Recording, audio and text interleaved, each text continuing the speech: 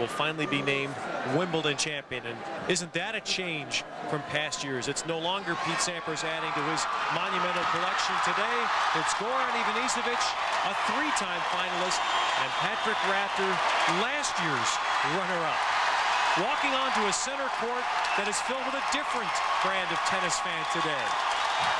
An excited, energized crowd, populated mainly by Aussies who queued overnight to have their chance, a chance they would never otherwise have, to watch tennis center court Wimbledon, and what they get is the Gentlemen's Championship.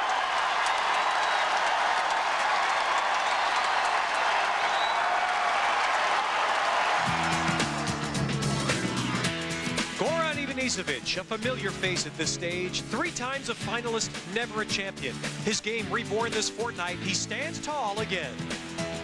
Patrick Rafter, twice triumphant at the U.S. Open. A year ago, this title lost in the waning light. Now, in the waning light of his career, a second chance. The big serving Croat, the swashbuckling Aussie, today for one, past disappointment will be forgotten.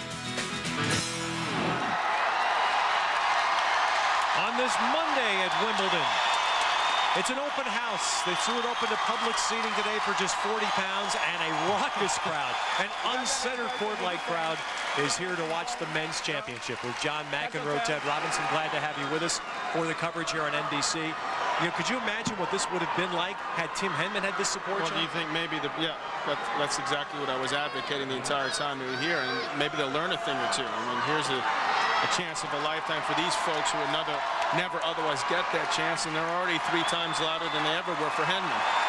Haven't started the match yet.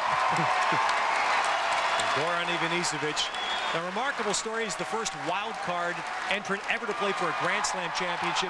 It happens here at Wimbledon after beating both of Britain's hopes en route. So Goran has said, I know here I'm public enemy #1. Well, I mean, he's actually has a lot of support. He's a sympathetic figure, obviously, losing those 3 straight finals. It's not often that, you know, we compare it to, say, football, where the Vikings never had that chance to, or never won the Super Bowl. Same thing with the Buffalo Bills. But for a guy like Ivanisevic, here's a chance of a lifetime. Never in my wildest dreams did I think 3 years ago, Ted, when he lost to Sampras in the finals, a crushing defeat for him that it looked like he never would recover from, that he would have another opportunity to win Wimbledon, this time for the 4th time. He was actually talking a couple weeks ago when he was eagerly anticipating or wondering whether he would get the wild card. He went on the court against a household name by the name of Cristiano Karate, lost 6-3, 6-4, but then found out after the match he'd gotten the wild card, and here we are a couple weeks later, finals again. Amazing. 3 weeks ago, losing in the first round of Queens, and here he is playing for the championship against another player who may well have thought would never get another chance to do this. Patrick Rafter, who last year had a 1-set lead and a 4-1 second set tiebreak lead against Pete Sampras, lost that match. But a year later, in what he says may well be his final year on tour, here he is playing for the championship. Maybe not as compelling a story, but nonetheless, when you say to the fans out there and everyone else that this may be it for you, you see that he has had a couple slams under his belt at the U.S. Open. You got to feel like that would be an unbelievable way to walk out of the game. Wimbledon title. I mean, Goran actually said the other day in an interview that if he won this match, if you could tell him ahead of time before he even beat Henman that he was going to win Wimbledon but had to retire the next day, that he'd be willing to do so. But he's also, after winning the match, stated, well, why don't you let me win, because I got nothing better to do next year, right? So I'll come back, and Rafter says he doesn't want to play anymore. That's right. Well, for Rafter, he may feel like it's Melbourne North today with this incredible Aussie turnout at Center Court Wimbledon for the Gentlemen's Championship, coming your way on NBC. Wimbledon on a 3rd Monday for just the 2nd time in the Open era. Obviously, no tickets sold in advance for this, so the queue began yesterday and this morning at 9:30 in London. The gates finally opened, and tennis fans who might not otherwise ever get this opportunity, many of them Aussies who've been transplanted to England, got their opportunity and raced in unreserved seating. A scene that longtime center court watchers say they've never seen before, raced into position And here they are now as Rafter and Ivanisevic prepare. Chance to serve. The colors, the sounds, the flags. I mean, these are things that are just so unlike the tradition, the gentility of center court. And maybe for a day, this is good. Oh, I'll take it every day. Goran saying a prayer there before this first serve goes up. See if he can win his first major. And we should also say that there are, although the crowd is predominantly made up of Aussies, there are some signs, some people festooning the colors of Croatia. There is support here for Goran in the crowd. Goran himself knows that his country, a country of just 4 million all watching right now. As that serve that has taken him to his 4th Wimbledon final and has been close to unbreakable during this fortnight. That's him the first point. Net, first serve.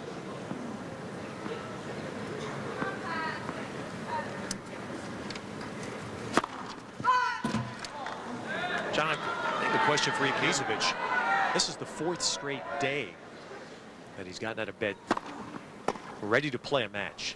You would certainly think, based on the fact that he has not played many matches the last couple of years, as a matter of fact, he's lost more than he's won coming into this event, that he'd be hurting physically. But then again, the adrenaline must be pumping so high. He wins a lot of points on that serve. So. But obviously, he didn't play much tennis yesterday, just less than 20 minutes. But I'm wondering what the mental, how taxing is it 4 straight days at the end of the day? He certainly didn't think he'd be in this position. So I'm not sure it's going to matter a whole lot at this point. And this is a guy I'm still amazed. It says he needs surgery on his shoulder. 40-15.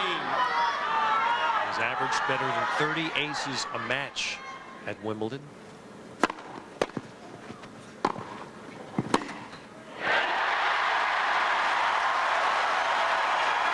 clear what Rafter's going to do, who's not known as the world's best returner like Agassi, but he's just willing to block the ball back.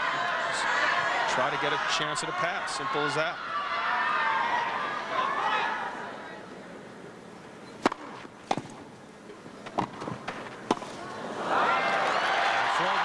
Ivanisevic begins with a hold.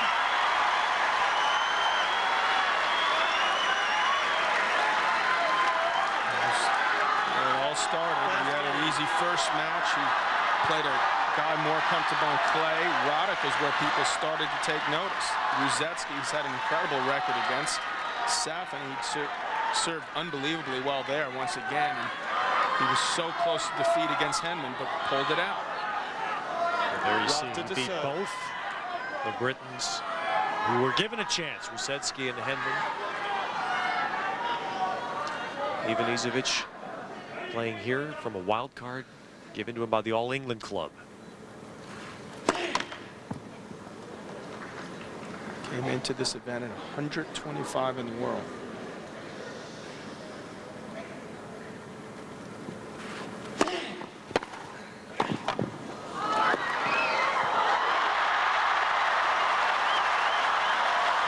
Some excellent returning the 3rd day of that epic Henman match. And right there, just flicks the ball up the line for a winner.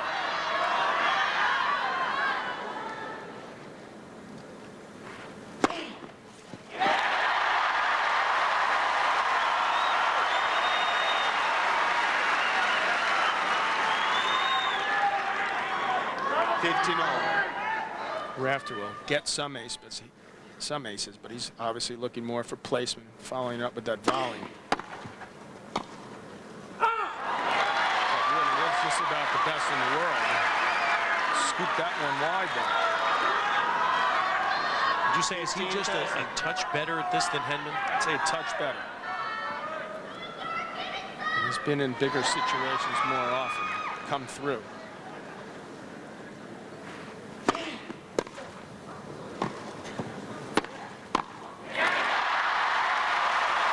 trying to become just the second Aussie champ at Wimbledon in the last 30 years. And what this would mean for a country that's tennis players are supposed to play the way Rafter does. Supposed to be serving volleys. He tried to emulate a Pat Cash, who was the last guy to win here.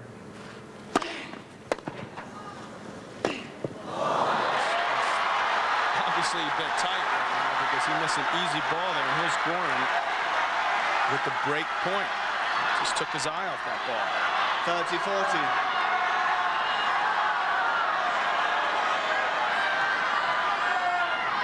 Immediate tension, as if he's not already tense enough.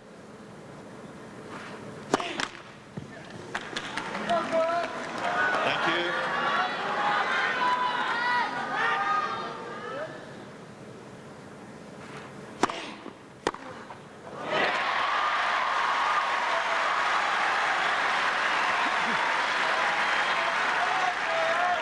Goran should have some good swings at the second serve, because this is another one that kicks up high, and he's a big guy, 6'4". He likes it there. One got away from him.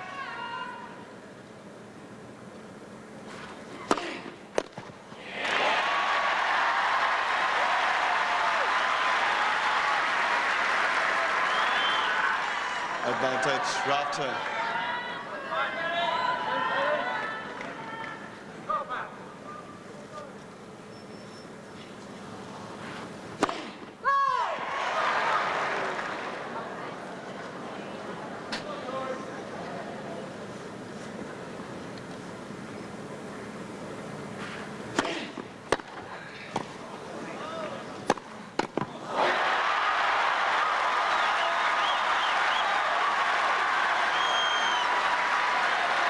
He's got time to line that forehand up. He's got a lot of power. Deuce. Overwhelms Rafter there.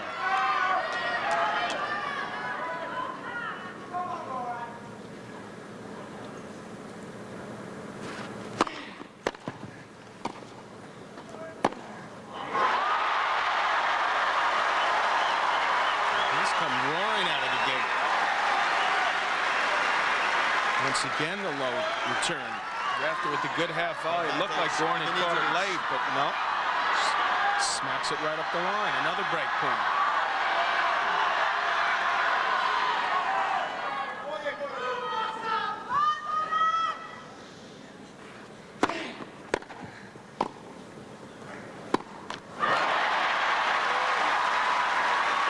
John, as we've spoken about seemingly in each of Ivanisevic's matches, what pressure it puts on his opponent.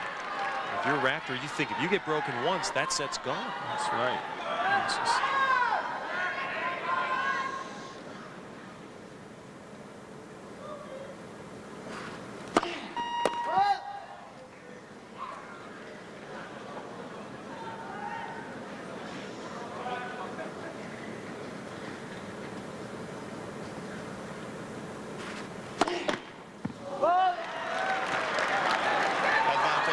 Double gives Ivanisevic a third break point. He's clearly trying to work out the tension now. He's not been able to get the engine going. In last year's final, it seemed like Sampras was the one that came out knowing what was at stake. And Ivanisevic gets the return in for the break. And there are the Croat supporters for Goran.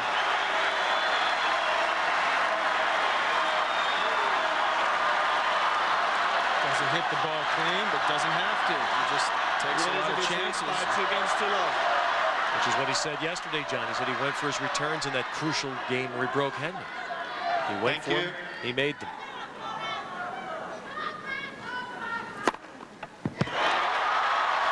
Say Rafter last year seemed like he was able to get through the early part of the match with Sampras, and he got into that second set tiebreak with the lead. And he's had a great line about it. He said, I got to the point 4-1 in the second set tiebreak, and I told myself to relax.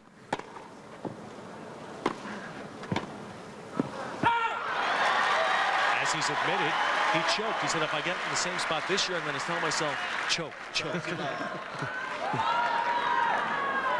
And those comments are what really endears Rafter to his country.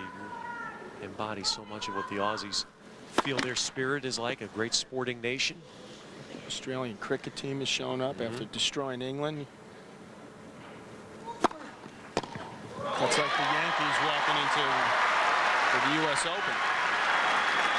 Pumps up the crowd, but the crowd has been silenced by this onslaught early Ladies on. and gentlemen, as a courtesy to both players, please remain quiet when the player is ready to serve. Thank you.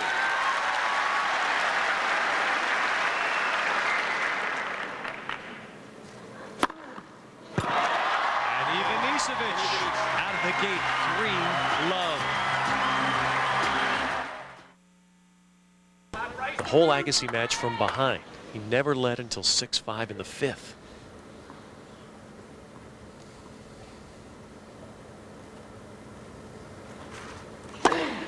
So you're saying he's just where he needs to be right now? Right. Setting him up.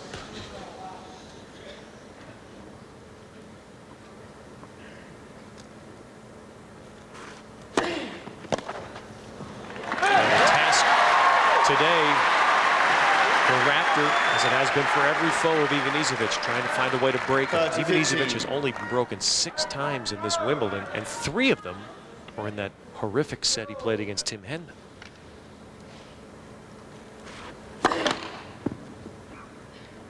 The other 4 sets of that match, Henman was not able to break Goran.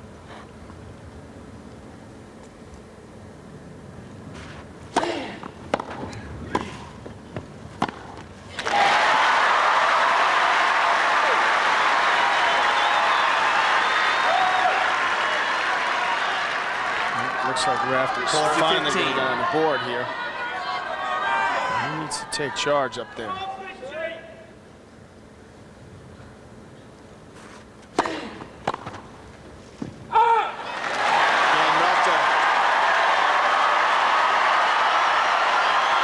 So the Aussies here, certainly the Aussies watching in Australia at 9:20 in the evening, cheering finally. Ivanisevic leads by No 3 against titles 2 this on year. first set. A bad bout of cramping cost him. He was ahead of Agassi in the semis of the Australian. 2 sets to 1 there.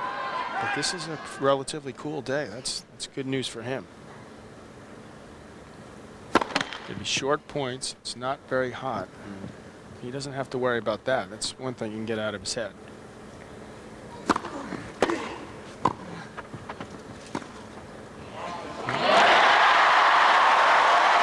Rafter also knows how close Goran gets to the net after he hits a volley. So he holds it a little extra bit Love longer. 15. That's well done. You know, Goran 6'4". He loves to get nice and close to the net so he can make that angle easier for us. So he can hit down on the ball. You wouldn't call Goran a classic serve volleyer, would you? It's amazing to me when I see him on other surfaces. He stays back quite often. And he has a fair number of clay court titles to his credit. That's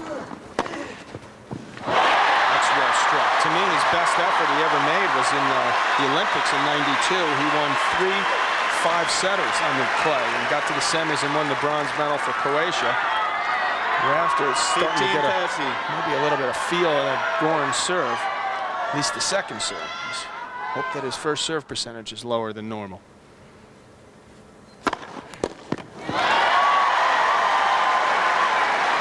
This, I guess you could call it Sampras-like, because we've seen it so many times here.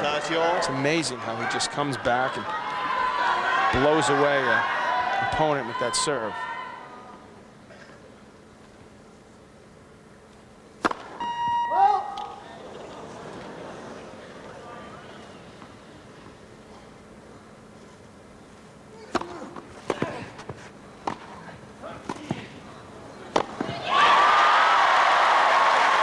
Certainly been looking the more solid of the 2 early in this match.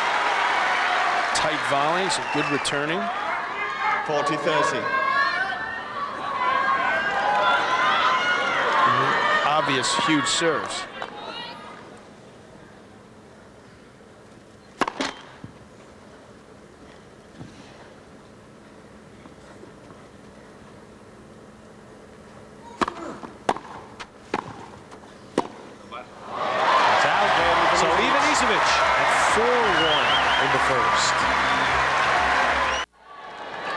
Time.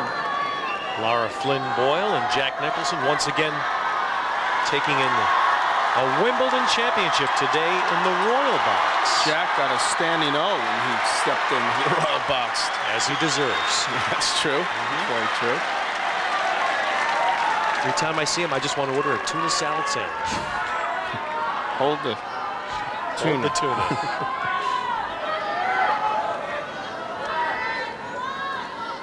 Patrick Rafter serving. Down a break at 1-4 first set.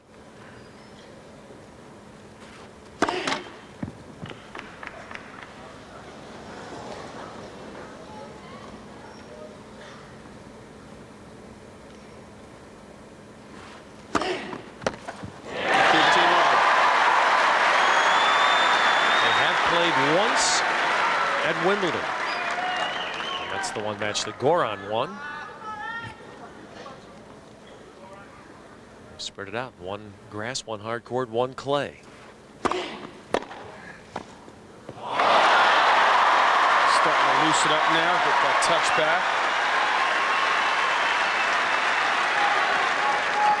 Just pulls that racket back just a touch, opens it up, and lets the ball float over the net.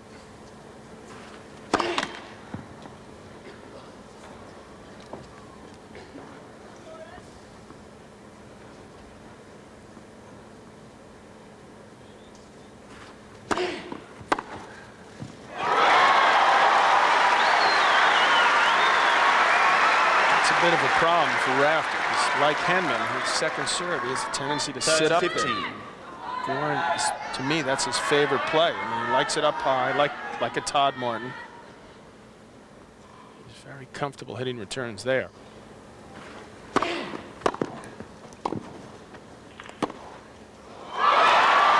out.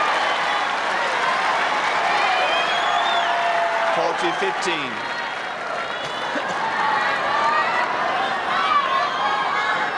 No question about that.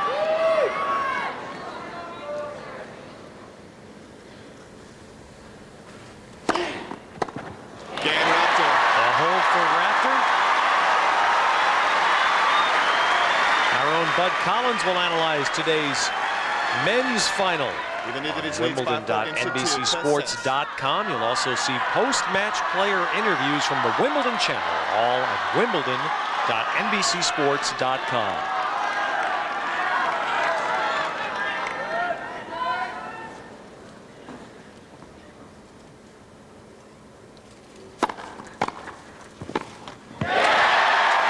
Ivanisevic, his father is here, has been here during the championships Wimbledon. Love 15. His mother planned to be here but had to stay behind to tend to a nephew who's ill. And she is at work today in Croatia. She's too nervous to watch on television. So Srđan Ivanisevic will place a call on his cell phone to his wife Gorana after the match.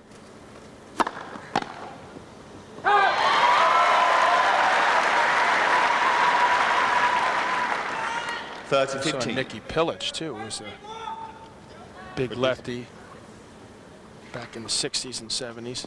Nicky on the left. Joined the Ivanisevic crew.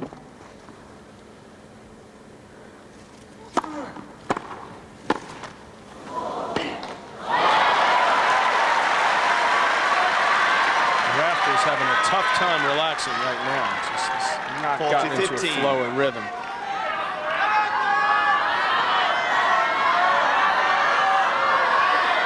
That's what that power does here. That's what happened to me when I played these big hitters. There's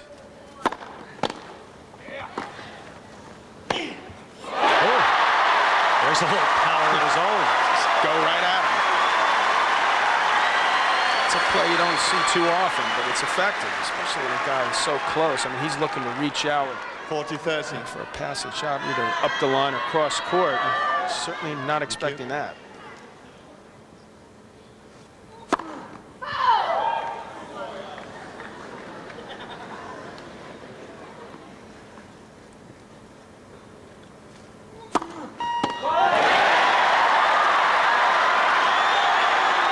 First double fault.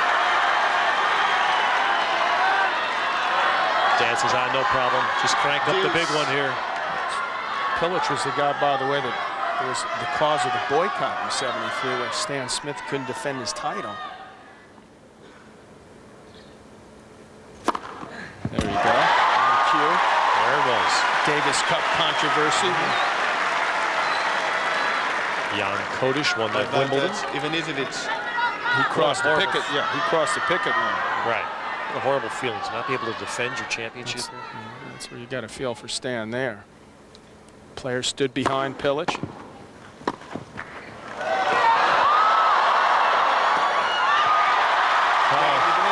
great get by Rafter, but for naught. And Ivanisevic at 5-2.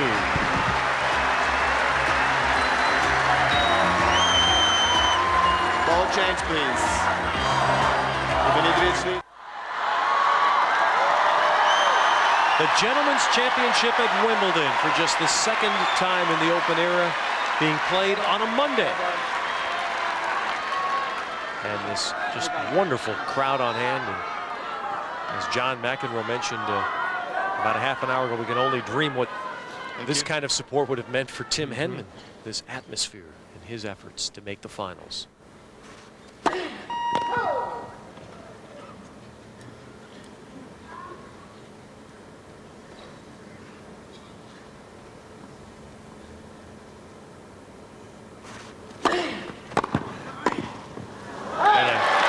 Been to the Australian, John, but I would assume that a Patrick Rafter would have this sort of spirit behind him when he plays in Melbourne.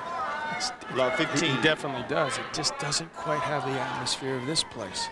It's a beautiful stadium. Nothing compares to here. I mean, he even says that. That the Australians actually feel that it's bigger to win Wimbledon than the Australian Open. 15-all. Because of the grass court. As a courtesy to both players, switch off your mobile phones. Thank you. We were afraid that before. They used to have grass at the Australian. It's just, it's an upbringing. This has always been considered the biggest event. A lot of players didn't spend a lot of time passing up the Australian Open. As late as the mid-'80s is when they finally got people back, getting all the players down under. I mean, the first 6-7 years of my career, I was actually offered guarantees to play the Australian Open. They were not getting the 30-15. Connors won it, never came back. Borg only played once. Vitas Gerulaitis, our late buddy, won it down there, didn't go back.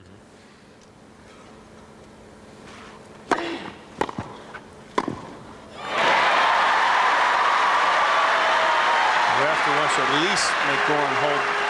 Serve this one out, so we're assuming he's going to lose the set anyway, but at least he'll start off the next set, try to get an early lead. And Rafter does his part. So Ivanisevic will serve for the first set. The last time he played for the Wimbledon Championship in 1998, ranked 12 in the world, and it has been a free fall ever since. And he's actually been ranked as high as #2 in the world. Number 4 in the world, his best year-end rank, but he did reach #2 in July of 1994.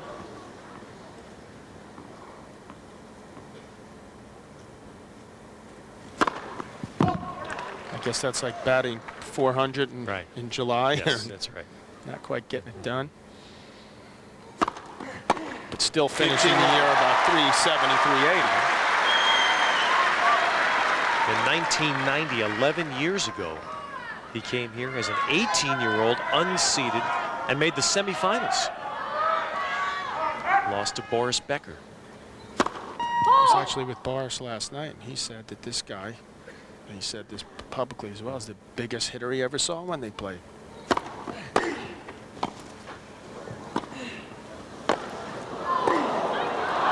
He said he's found a bigger one since, before he stopped playing the last couple of years.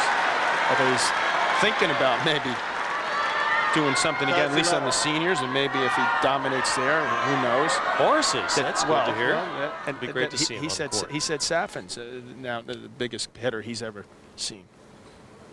Which A is server or hitter well, off the just ground? overall, just which is why it was strange when you saw Safin play Goran that he was sort of floating the ball back to him. 30-15. Second double. 2 points from set for Ivanisevic.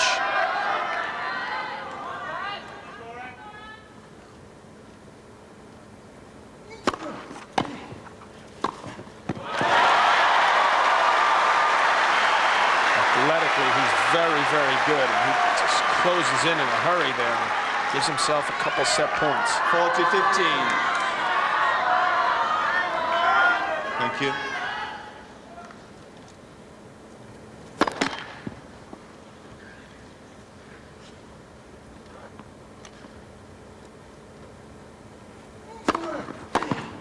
That's long. So Goran Ivanisevic in his 4th Wimbledon final has taken the first set.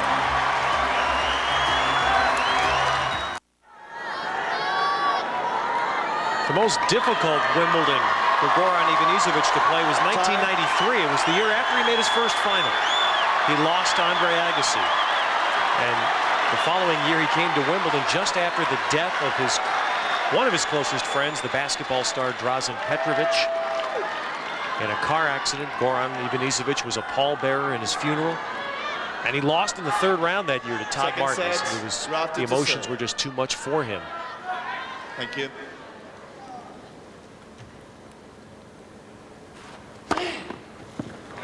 This year, when Goran got to Wimbledon as a wild card, his father arrived from Split, Croatia, brought a bunch of Croatian newspapers for him.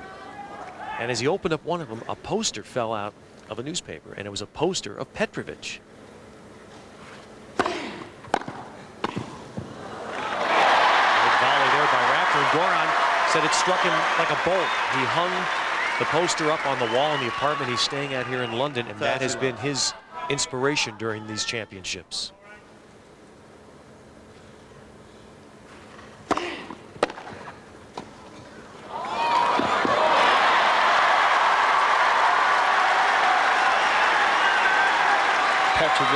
Petrovic, a guy who could prove the Europeans could play top-notch basketball. Now looking all over Europe for him.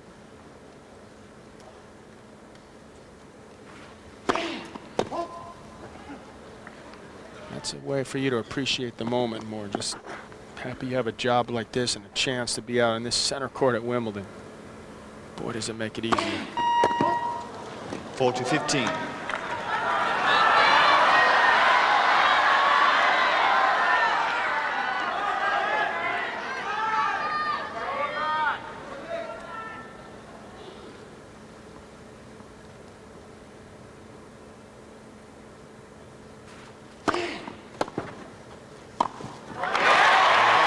Good game for Rafter to start the 2nd set.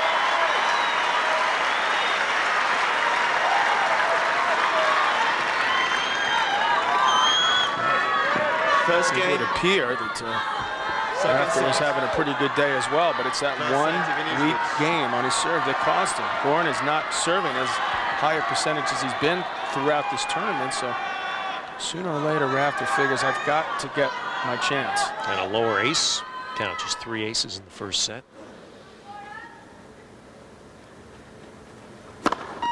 When you've been off 2 days, John, as Rafter was, is that a factor?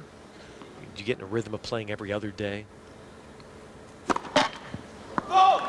really do, and it gives you that much more time to think about it. You could be sitting there kicking back, watching these 2 players on the court stress out, and next thing you know, you lost your edge. He's not gotten it yet here.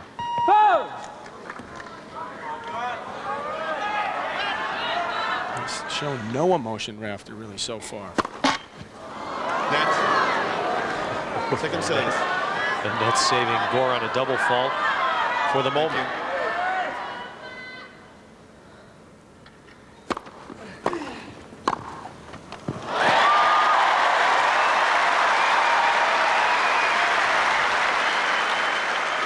just looking to get that down, but once 15 all. again, in comes Goran. See where he's hitting that volley? I mean, that's just a very good winning position.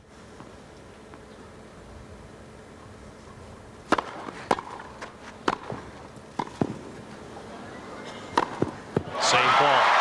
Is the serve just too tough for Rafter to even think about trying to get it low? Get it back low? He's trying. I mean, it's just, you're talking about one of the greatest serves in the history of tennis. On a court that's slick, that skids, takes bad bounces. He's been in this great rhythm throughout this tournament.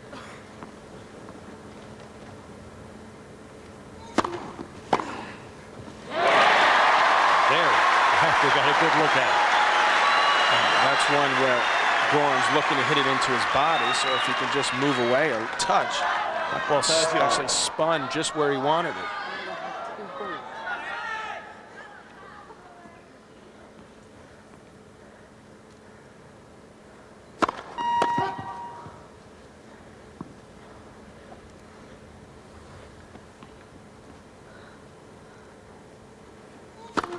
Net. Second service.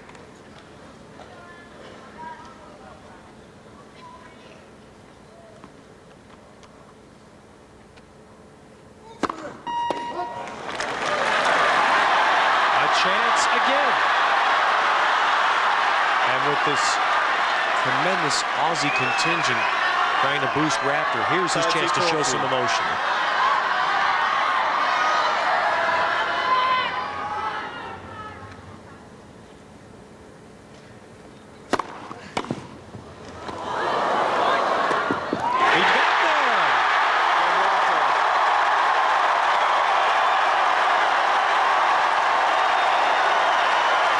They've been waiting, the Aussies, and the flags are out in force right now.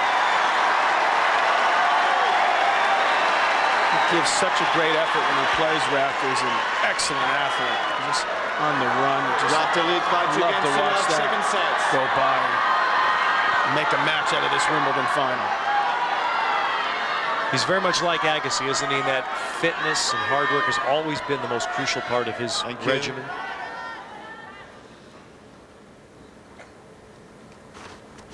One of the most, if not the most popular guy in the locker room. It's just, players just love being around him. He just wants to be one of the boys. And there's an example. Sorry, mate. Yeah, he even apologizes when he throws his toss off. The scary thing is he means it. And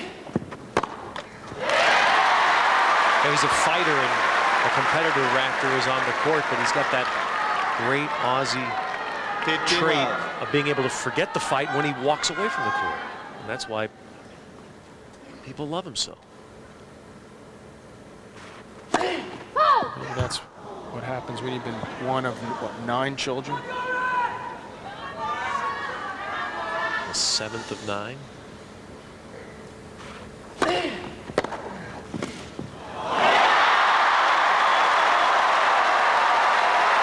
Peter, his brother on the left. Laura, his girlfriend on the right. Peter's the brother, or a couple of older brothers of Rafter's that played tennis. In fact, Jeff, one of his older brothers, actually went on tour. He was 7 years older. Peter said he quit tennis at 15 when Patrick, who was 12, beat him for the first time.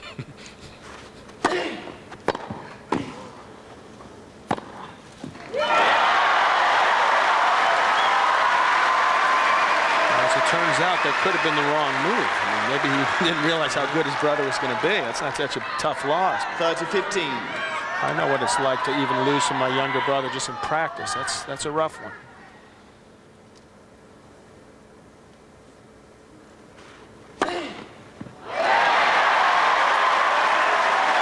Rafter's parents flew all the way from Brisbane, Australia to watch last year's final. This year they decided they would not make that long trip, and they're watching in the late evening now in Australia.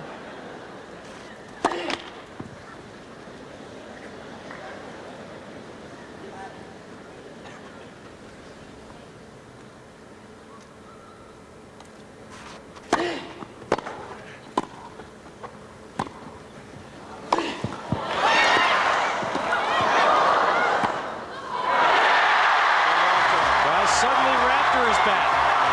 And he's out 3 low.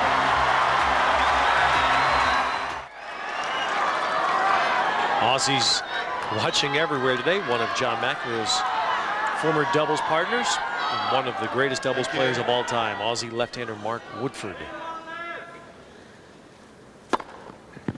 Just retired from tennis after last year. He and his partner Todd Woodbridge ended up winning more doubles titles than any team.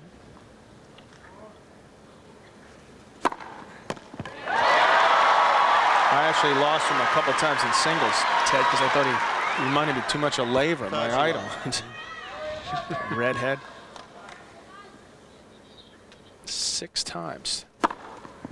Pick up that cup. Doubles.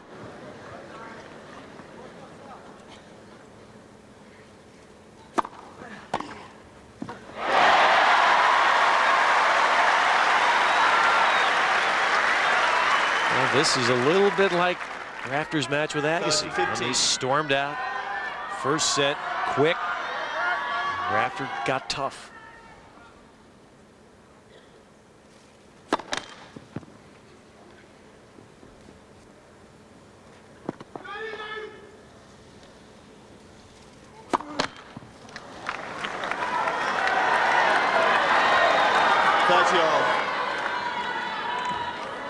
Ladies and gentlemen, once again, please, as a courtesy to both players, remain quiet when the player is ready to serve. It's very important.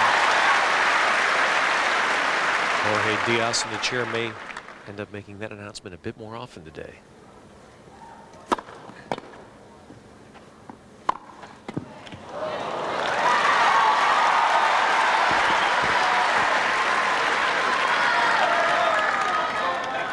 Last Aussie Wimbledon champion behind the glass. Where is he? BBC commentary booth.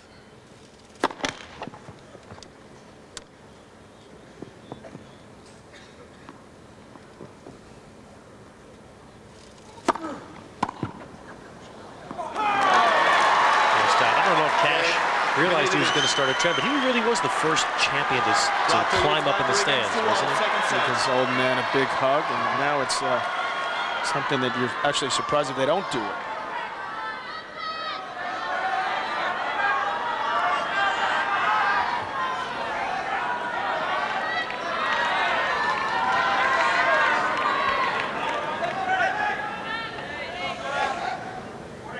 Now Rafter serving a 3-1 second set.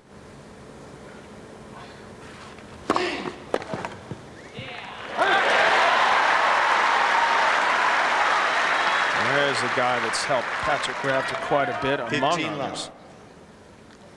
He helped Ivan Lendl, coached him for many years. He's going into the Hall of Fame next year. Pat Rafter, he's benefited a great deal from Tony. Even Chrissy Everett told us that when she played team tennis, he worked with her, and she won the Wimbledon, which is the toughest surface for her to win on.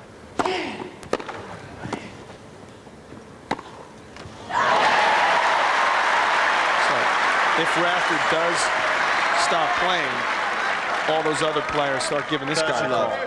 He's the type of guy you want around as a coach. Very even keel. You'd think that'd be a guy Tim Henman would pounce on. That's a great idea.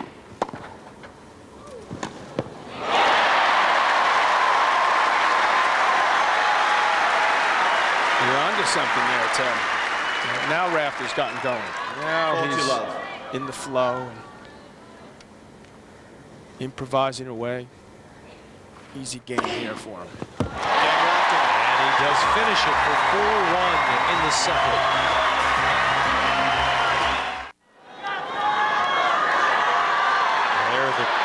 Now there's the mix. The Aussies in the back, we saw the Croat flag. So just can't get over. Of course, this is my first experience on a day like this at Wimbledon.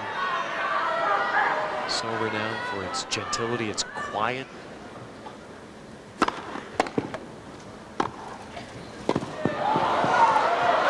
today the colors are everywhere. Our co-producer Dick Klein, who has been here as long as NBC has been here, was saying it the only day he can recall like it was when Henman played on a middle Sunday once.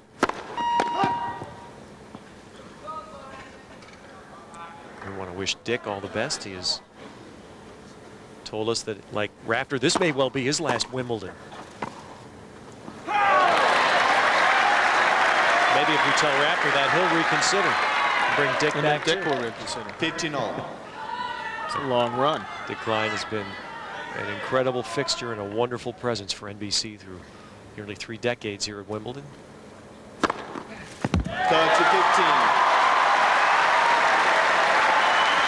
Fifth ace for Ivanisevic.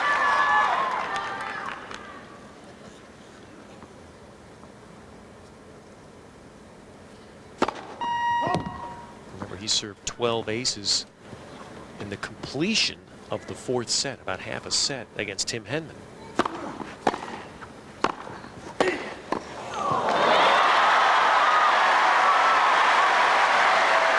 Both players anticipating well there.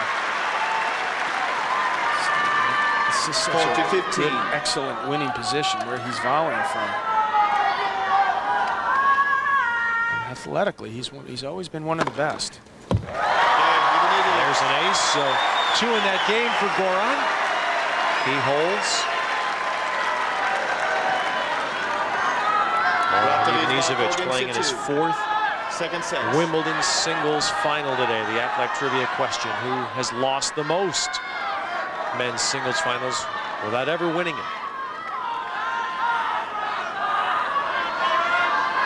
Goran never likely thought he'd have a 4th chance. He has it today, and he's won the 1st set, with Rafter serving at 4-2 in the 2nd.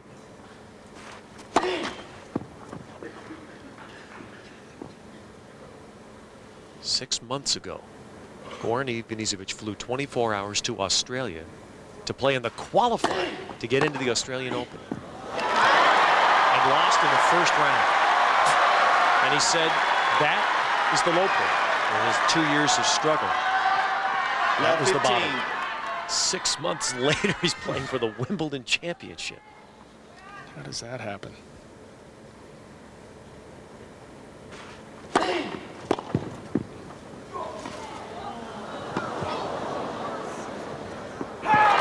He inspired him. He dropped way down. He's playing the best tennis of his career the last couple. He's 31. Goran about to be 30. Why not me?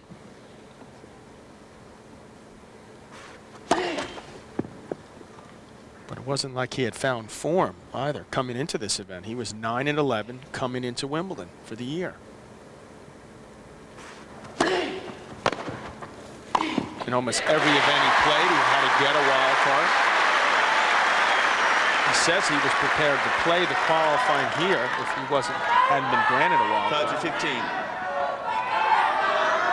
10 out of 12 tournaments that Ivanisevic has played this year were via the wild card.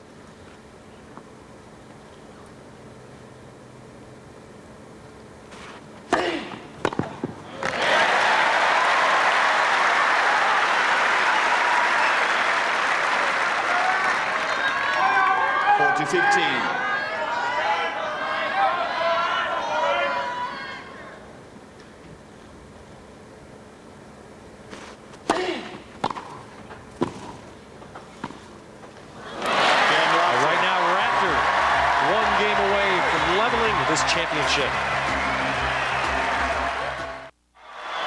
Time. Aflac trivia question: who has lost the most men's singles titles at Wimbledon without ever winning it? And our answer: Ken Rosewall, the legendary Aussie who went an amazing 20 years between finals. Age 40 when he played and lost to Jimmy Connors here in 1974. Guys are ready. And just in the great Aussie tradition, That's nicknames. Rosewall, who was small of stature, was nicknamed Muscles. They've given Rafter the nickname Puddles because of the amazing amount of perspiration that he loses during a match. It's contributed mightily to his cramping problems. No problem today with the weather, though, so he can go 5 and not have to worry about that. As he did against Agassi.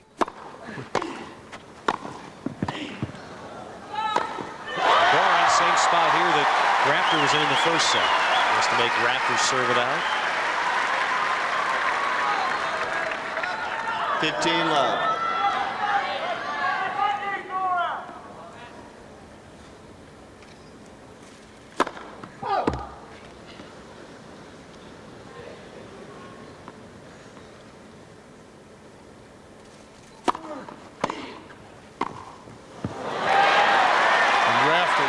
Nothing better than to get a second break and start off once again in the third serve. That's a big deal. A men's match with two guys, big hitters or excellent serve volleyers.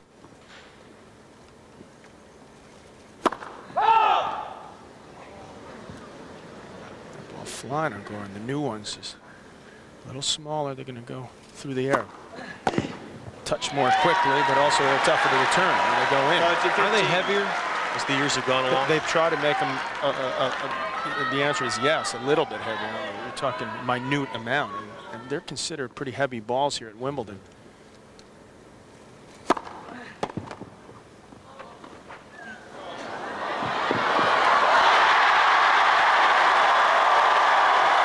He's energized now.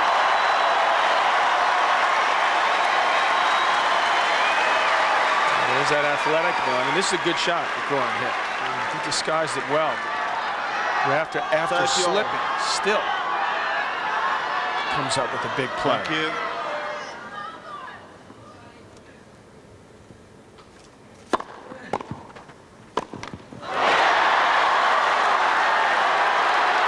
And Ivanisevic, whose first serve percentage has really dropped, got one in there 30-40.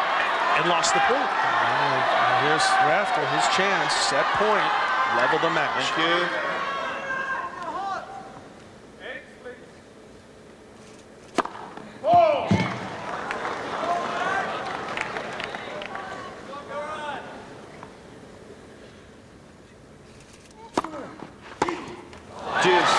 It's a makeable second serve for Goran standings. That's the old changeup.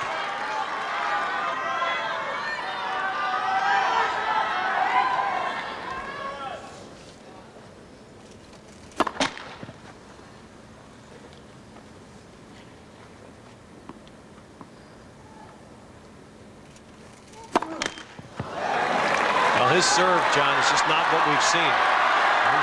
He's averaging better than 30 aces a match. Served Andy Roddick right out of Wimbledon with 41. 6 aces so far and 6 doubles. You wonder, you pointed out he's been on the court 4 straight days. He's played more tennis than he's played for an awful long time. It's got to be wearing on him physically and mentally. But then again, as I said, I mean, is he ever going to get a better chance than this? Another chance? Advantage. Yes, he would tell me. I will next year.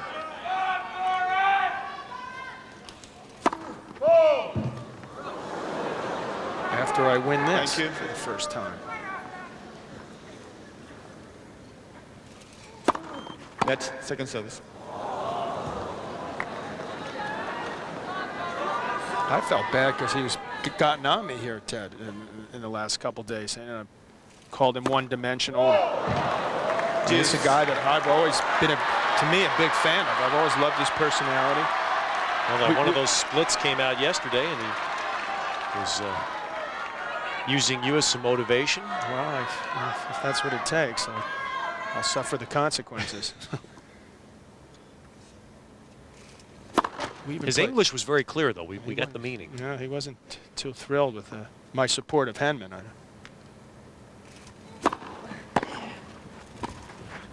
Maybe someday he'll do some commentary work, because for me as a player, I can understand, you know, just wanting to end the point, win match 6-0, 6-0. The booth in here, I mean, an entertainment value, you want to see a lot of rallies and 5 sets. And That's the only thing he doesn't appreciate my concern about that. Well, you'd be concerned if a competitor, his focus should be on his championship match. Not on what might be said or written about it. There's another time for that. And I didn't even say, I mean, we all know. I mean, is there anyone that's ever watched the tennis match that doesn't know that his serve is by far his biggest weapon? It's not like... Rafter leads by 5 games to 3. Well, Goran sets. reached back 128 miles an hour to hold and now make Rafter serve out the set. It's not like anything was said that the people don't already know. Got to take the good with the bad, right? Just when you think things are going well, can't please everyone. During a championship, did you know what was being written and said about you? I did. I tried to avoid it, but then someone inevitably would give you a little, hey, did you see this? Well, that's the issue, right? It's usually a third person. It's not your wife. Let's put it that way.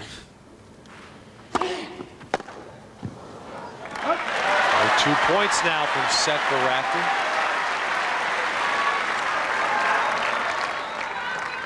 love.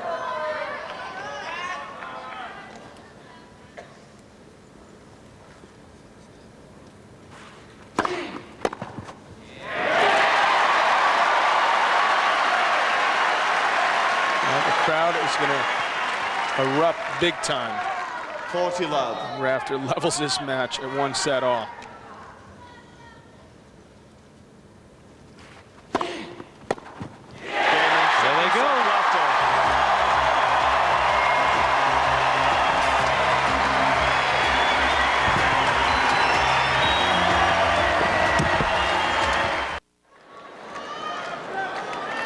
The men's championship at Wimbledon, and perhaps the toll of crushing and blasting serves for 2 weeks may be felt here by Ivanisevic after that huge ace he hit to win his last service game. That motion with the shoulder, and during this changeover, veteran trainer Bill Norris of the ATP just came out to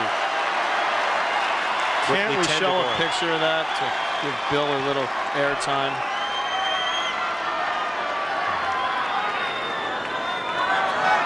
Well, next time. That's right. I'm feeling Bill may be back. Well, we'll see right now if it's affecting Ivanisevic. He serves to start the 3rd set. Well, he says he's willing to let that arm fall off. He says he's going to need surgery in the next couple months. He's going to let it all hang out now. Rafter, well, that's 127 miles an hour. Right. Affected too much. Ace number 9.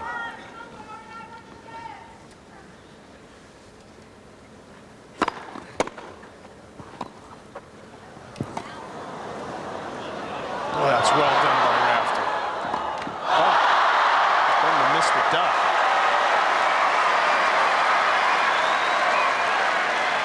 And that was really tough to shot to handle that Rafter had hit. I mean, there's no way you would have thought he would have lost this point. Thank you.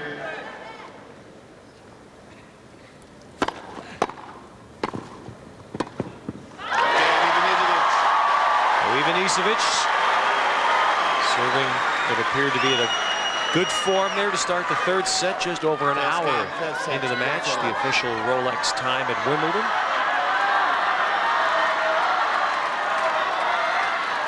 Patrick Rafter knows well the shoulder ails. It was Patrick Rafter in 1999 defending 2 consecutive U.S. Open championships. And his first round match in 1999, he felt his shoulder go out in the middle of the match against Cedric Pioline. He played on into the 5th set, had to retire as the 2-time defending champion. And there were people whose eyebrows were raised. A month later, he had rotator cuff surgery. Missed the Davis Cup championship that his country won that December. And John, last year, we were talking during these Wimbledon matches about Rafter in the same way. We didn't know how many serves he had left in his shoulder. He didn't know himself, and he still doesn't. That's probably one of the reasons why he's talking about hanging it up. Constant pain he goes through to get ready to play.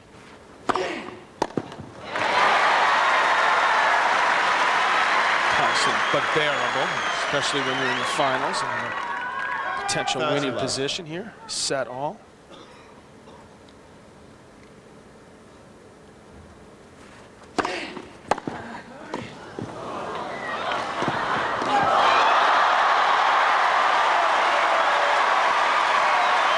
was subtle by Goran, but he slowed himself down, and then he revved it up again to get that running forehand going and that spin. So he gets himself ready in position, then he speeds up again, because that's the way he likes to hit forehands.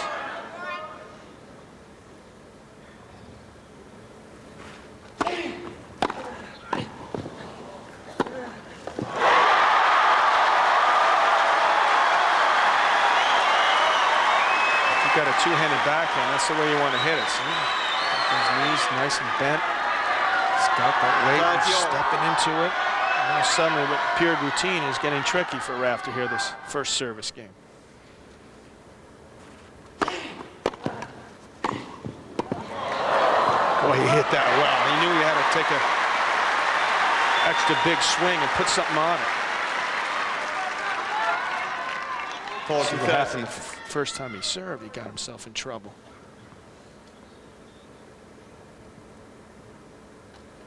And he pulls it out. 1-all, third set. As this match moves on, you see that Ivanisevic, for him, has been a mediocre serving game. Just about half. Rafter has picked up his play considerably from that 3-love first set deficit.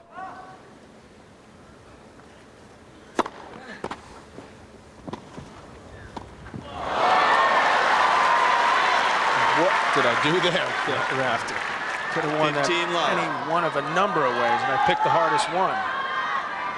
Trying to scoop it, and the ball was so low to the ground.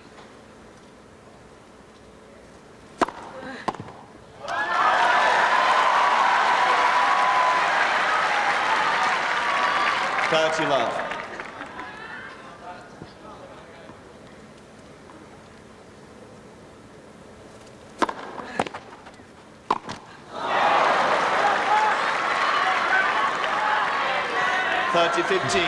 Goran, who always calls for the ball back when he hits an ace. When he hits the bad shot, he kicks the ball away. Don't give me that one again. Of course, get rid of that one. He's been making that shot all day.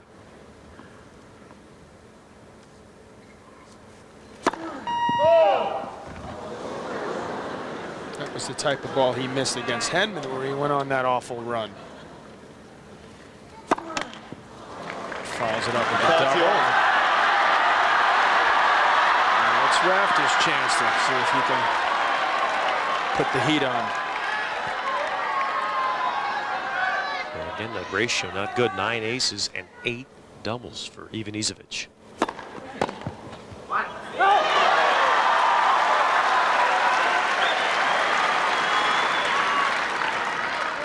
40-30.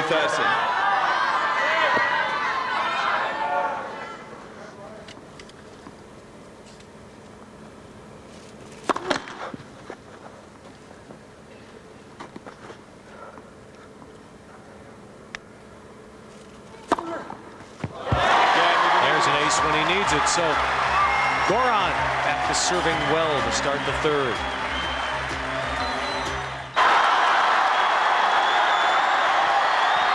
Another quick glance to the skies for Goran Ivanisevic, hoping that Bill Norris's treatment has some magical powers on that left shoulder.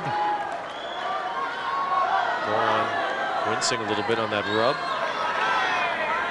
Goran said he felt God sent the rains that arrived Friday and disrupted his match against Henman. When it appeared he was on his way out.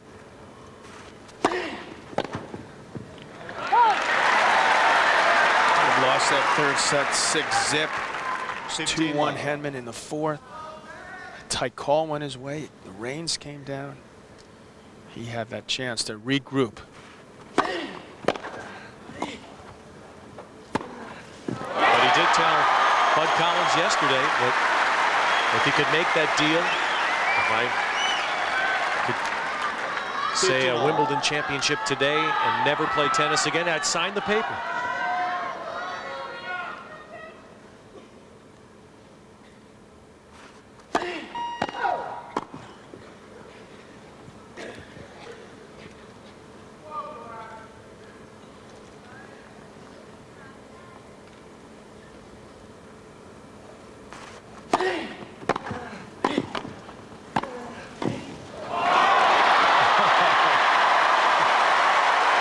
classic up there. He just has that innate feel, knowing when to take a bigger hit at it with that forehand volley, and then 30-15. seeing and sensing what to do with that backhand.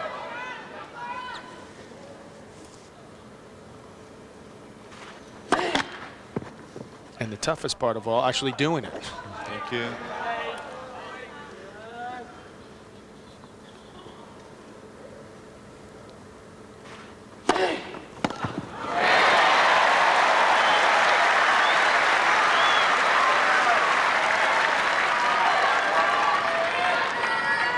To 15.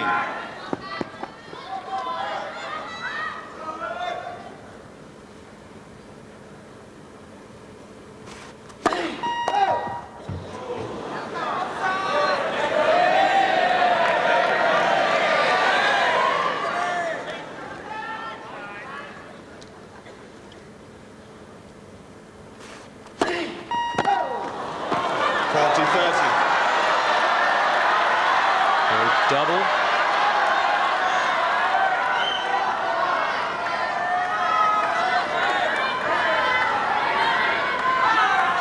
Still a point for 2-all.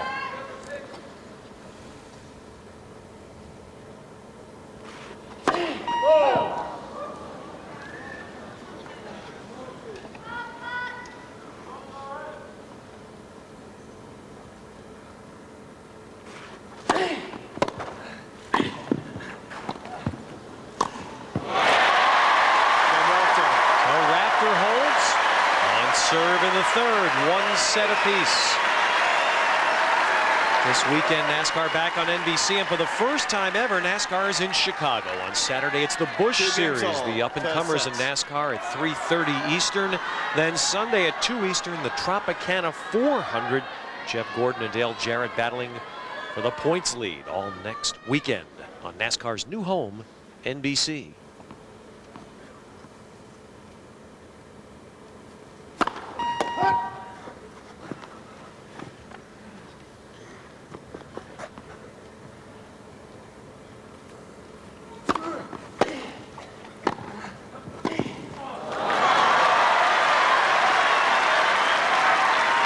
Biggest backhand passing shot of his life to beat Agassi in the semifinals.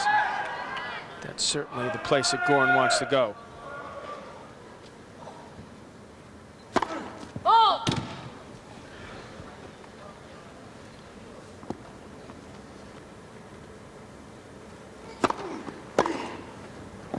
Drops in.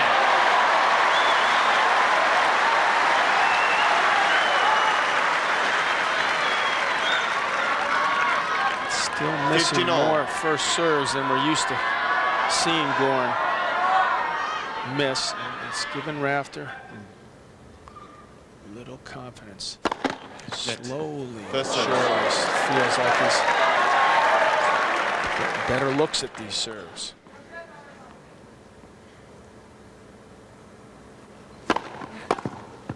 Yeah, sure enough, he rears back.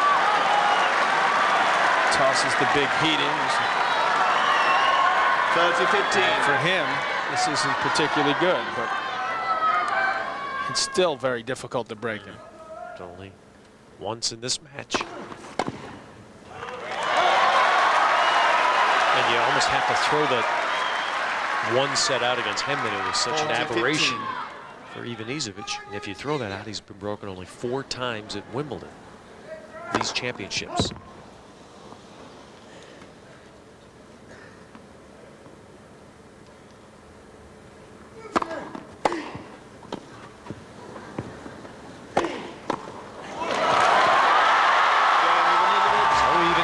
Holds for 3-2.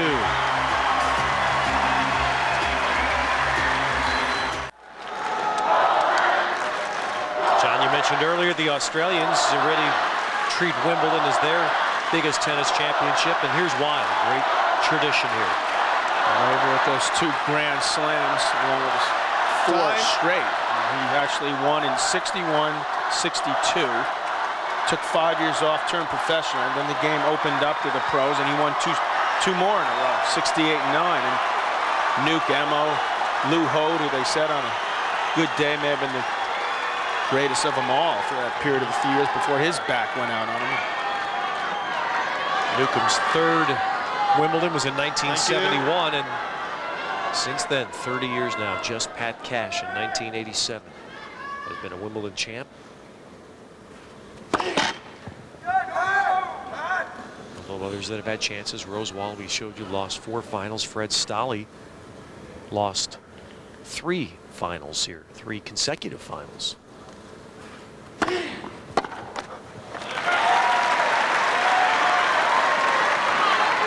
Well, at least he was playing in Oslo, right? Lost to Mo. I think actually one was Santana. Oh no, that's the late Chuck McKinley, the American one.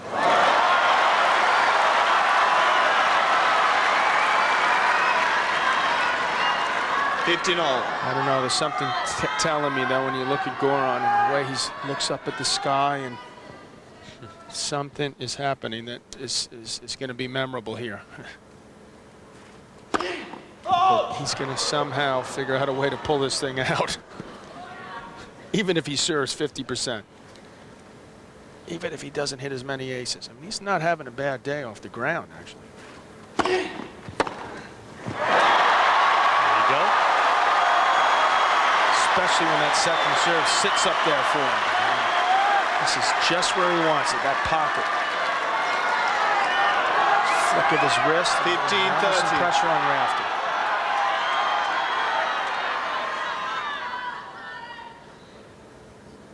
Doesn't want to have to hit that second serve again. But he will.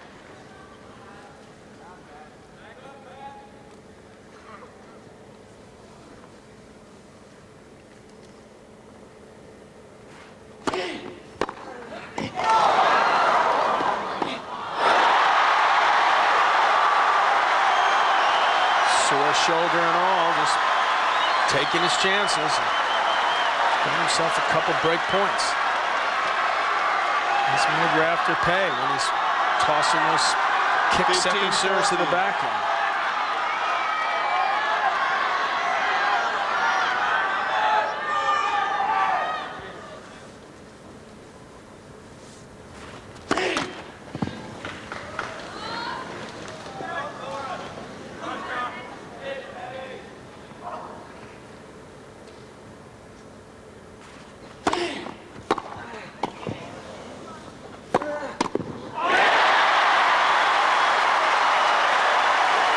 Guessed right against Agassi when he was in the 5th set at 2-love. He's already down a break, and same type of guesswork there pays off.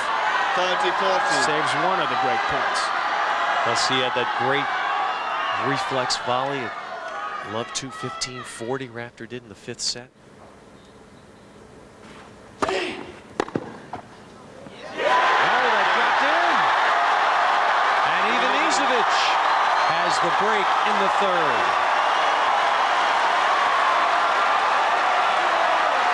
That's where you're kicking yourself that you let that ball go by when there's a volley that you have a shot at hitting. Watch how Rafter's head and shoulders drop with this ball. He could have easily hit that ball. Ivanisevic leads by 4 games to 2. 3rd set. And Ivanisevic says yes, maybe a little help from above. Thank you. Thank you.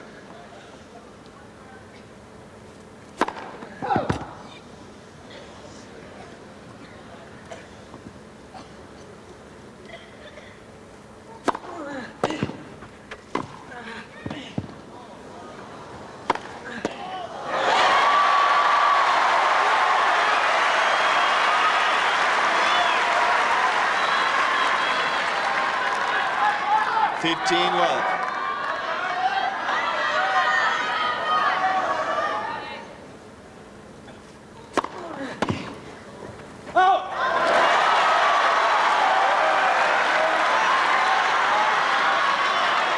It does continue so far to go along the lines of that Agassi-Rafter match. Rafter has let this 3rd set slip away from him.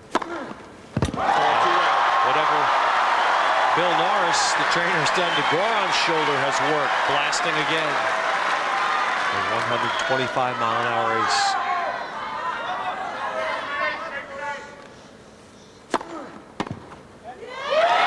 And hold that love. One game now from a 2-set-to-1 lead.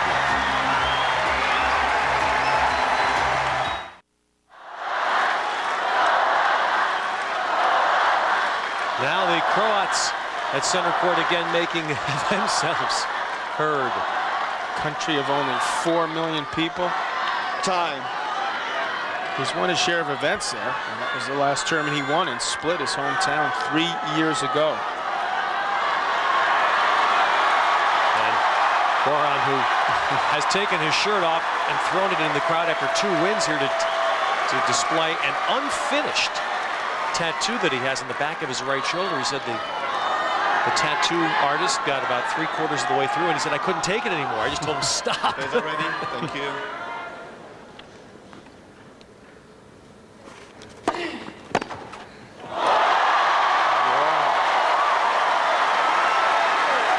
He is juiced up right now. Love 15. You better go check what Norris just gave him. I want some of it myself.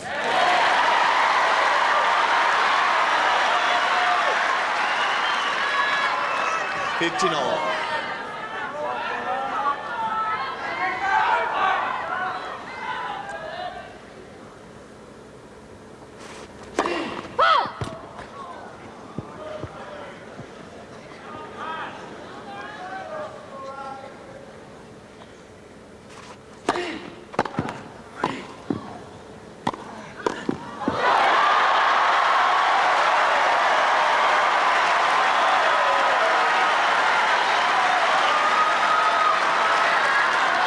Continues to dominate Rafter on that second serve. Just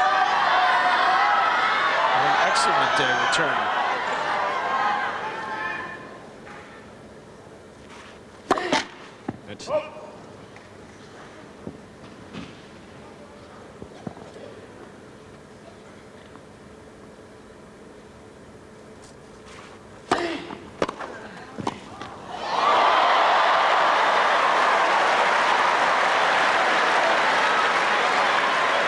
I love seeing this from these soft nets where the ball literally climbs over the net. And that's why when people like myself suggest there should be no lets even with the serve. The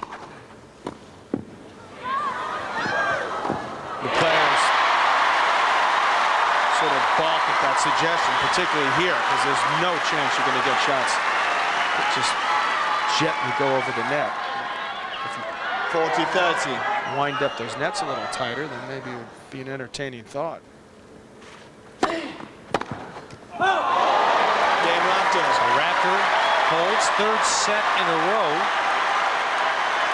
where there's been a hold at 2-5, and now the server in each of the first 2 sets was able to finish. Ivanisevic has never been ahead 2-1 in his 3 previous finals here, 2 of which went to 5 sets. Both times he had to come back and win the 4th. Thank you. Quiet, please.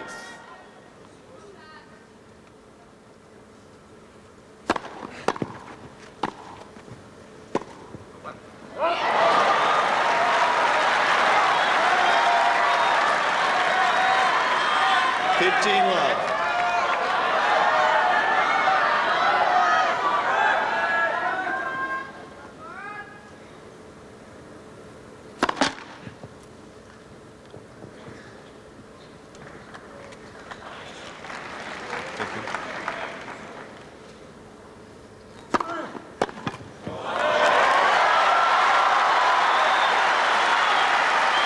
Just when you thought he might lose something, he's picked it up again. 30 love.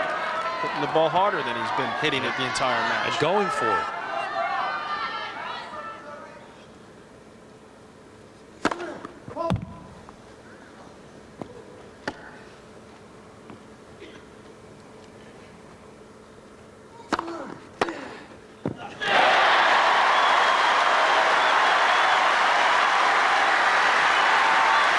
Rafter, even with that shot, knows he's going to have to do something to solve Ivanisevic's serve in the 4th set.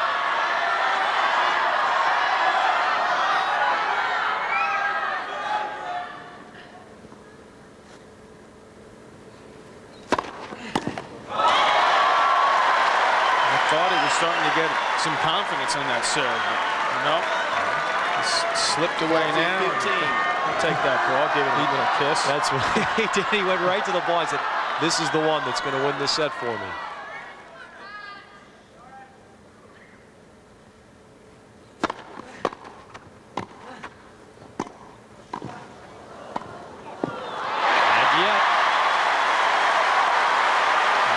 Athletic play from both players.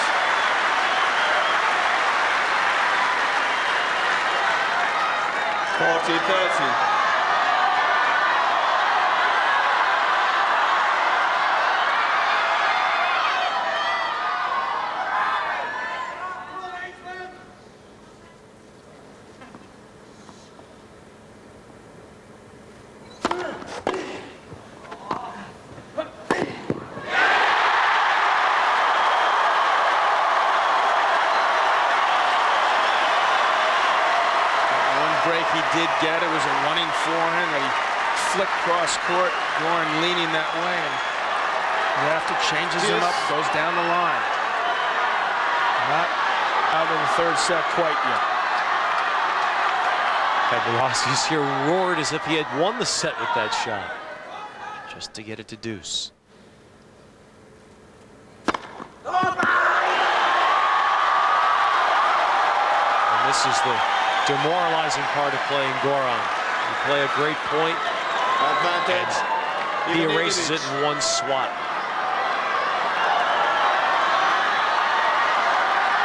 His 12th ace and a third set point.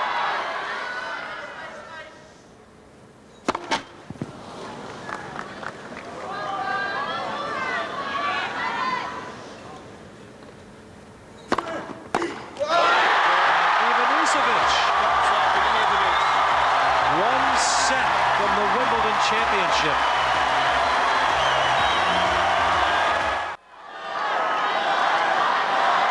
The Aussies are not exclusive in their support today. There are some great Croat fans here to support Goran Ivanisevic. His 14th Wimbledon. He's been so close before, but never this close. He's been a contender for a long time, but this would top all the stories. Thank you. Fourth set, Rafter to serve.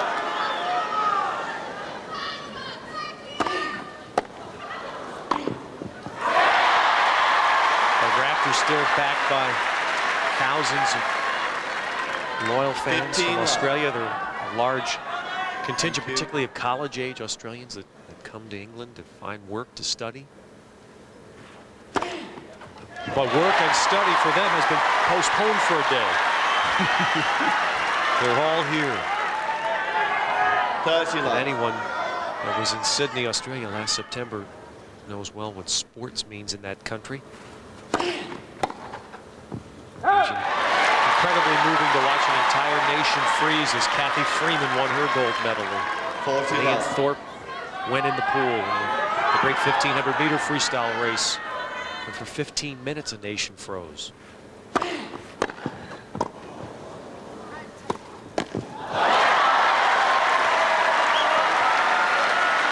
Right now, there's a huge match taking place in Australia of rugby union between an all-star team from England and the Wallabies, Rafter's favorite team in Australia. He got up early in the morning yesterday to watch the match here in London. That's going to drop right on the line. That was good. Oh, yeah, that was good. That's a good overall. Jorge Diaz saw that ball drop right on the line. Goran just flicked away.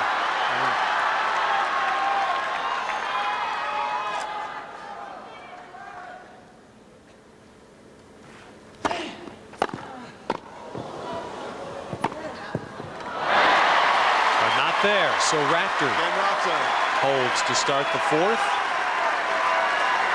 Not a long match, an hour and 34 minutes. The official time. Rolex for 24 years at Wimbledon.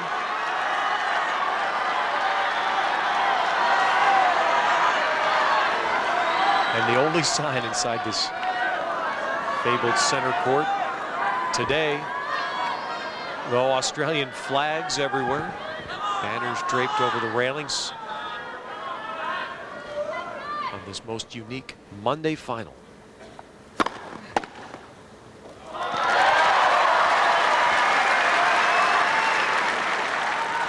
15 love.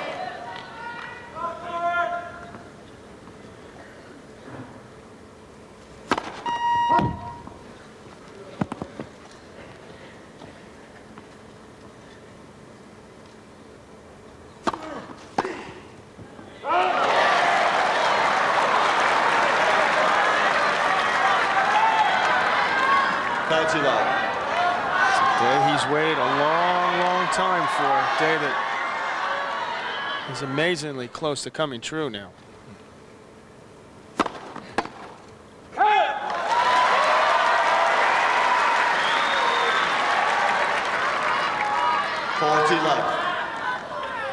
Against Agassi in 92 and Sampras in 98, he had to win the fourth set. And in both cases he did, only to lose the fifth.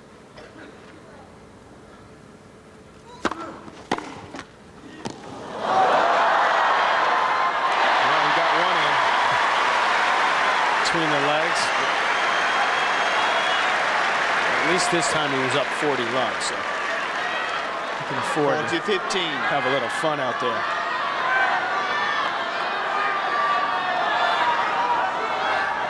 Not many players try that in the Wimbledon final.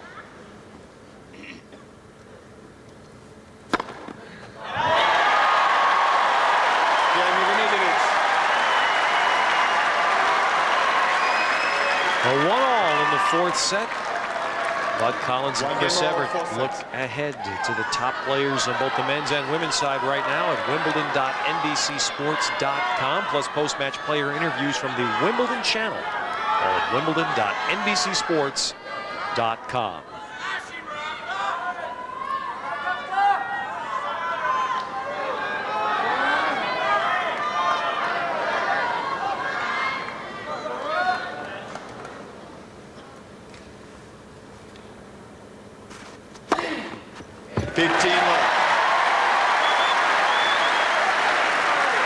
Rafter proved one thing against Andre Agassi in the semis here, that you will have to beat him.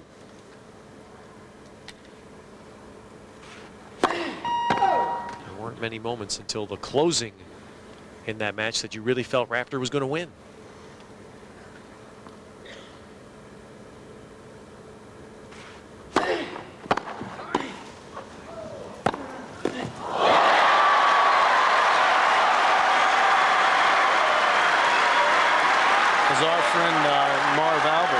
TNT for U.S. Goran's on fire. You've been waiting 2 weeks to drop a Marv in there. That's good. And everything's working right now for him. The slice goes just barely over the net.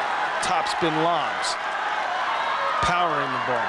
And again, you see it in Rafter's face. He knows that really every service game now is like sudden death for him. I'm not even talking about his serve. That's what's scary. Oh.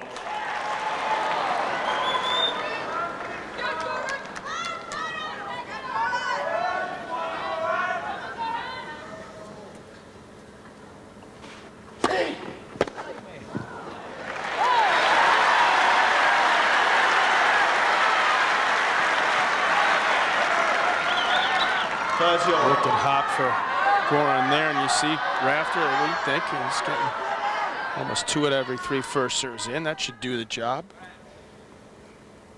He's had his hands full today. His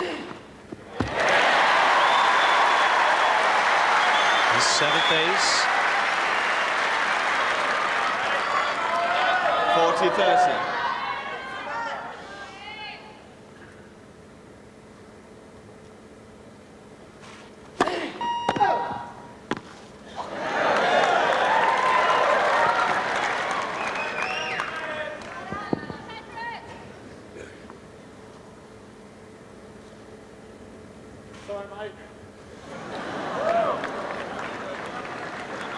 Thank you.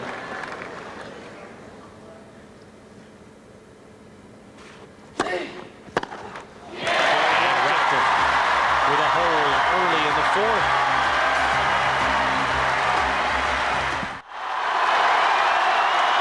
History isn't always fun.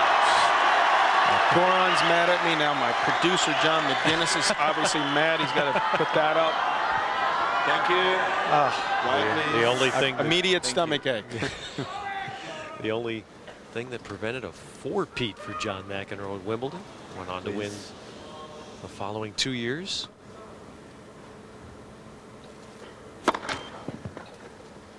Rafter actually could be doing one better to do that in both the semis and the finals if he could pull it off here. Well, you're a baseball guy. Wouldn't you like to see a game it's 10-9 instead of a 1-0 game? Are you a For one game, yes. You wouldn't want to see it every day, but yeah, right. It's like, you know, he's like Randy Johnson. I mean, he's very, very similar. He hasn't won the big one. He's an incredibly dominating server, pitcher like Johnson is. And as great as Johnson is, you like to see some home runs and some rallies. Well, he's actually shown that today. This is an example of that. 15-all. The scoop shot has been effective as well as pretty much any other shot he's tried. He's really had an outstanding day.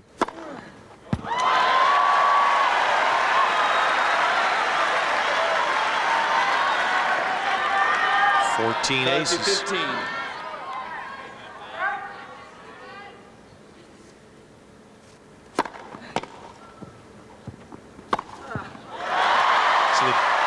In baseball, of course, Randy Johnson can only pitch once every 5th game in a Grand Slam championship. There's a chance he can have that kind of performance 7 matches in a row.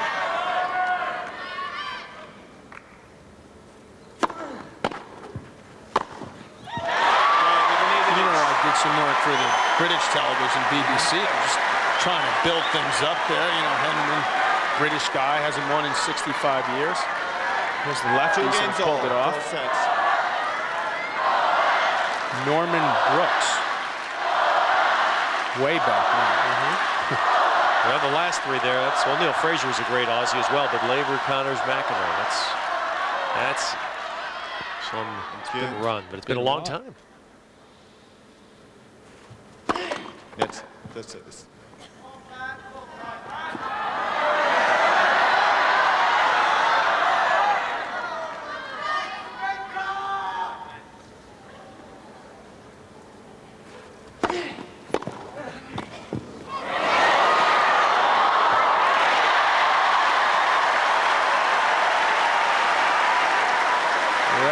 Used that shot rather frequently today. Goran once again showing how quick he is, how athletic. He still ran it down. Rafter pulls out that first point. 30 In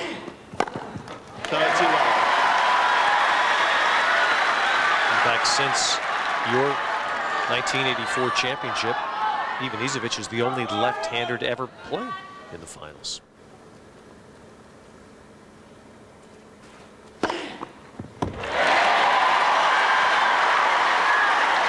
With his 8th ace. 40 love.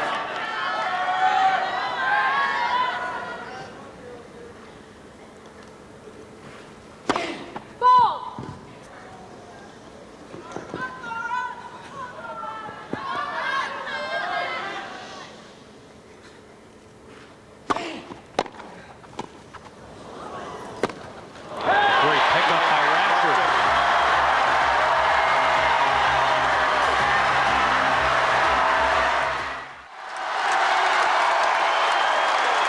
A spectacular Monday scene, center court Wimbledon. We, right in front of us in our amazing center court broadcast position, are surrounded by Aussies who are just singing Waltzing Matilda during the changeover.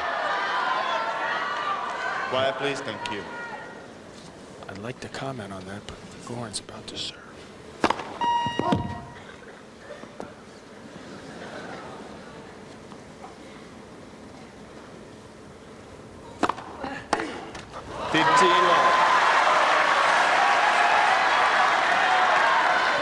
to believe there will be some stories in the London papers tomorrow about your point, John, that if Tim Henman could ever get this kind of support, they could just let loose here. It was a good rendition, too, of Walter Matthau.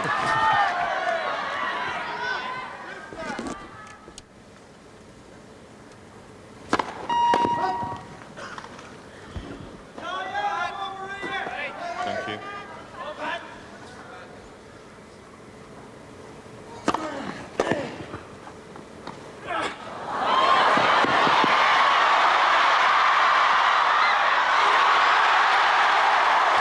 Pumped up here.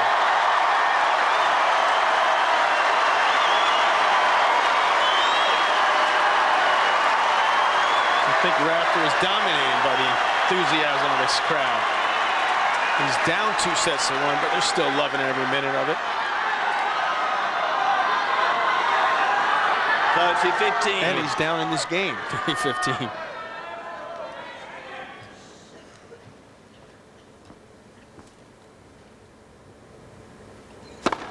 I'm just imagining what an Agassi would be like, or back to Connors or yourself with this kind of a crowd.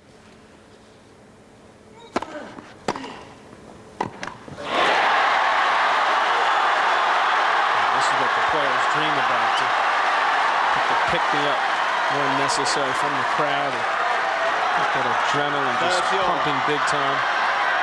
And you know it is now. These two guys headed toward the wind-up of the 4th set.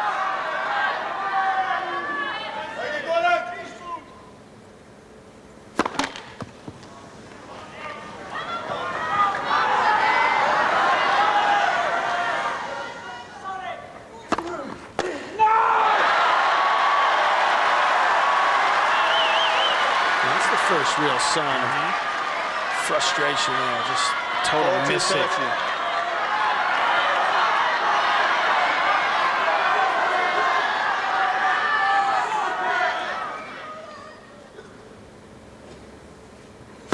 He wanted that because he just knew the crowd would go nuts if he had won that point.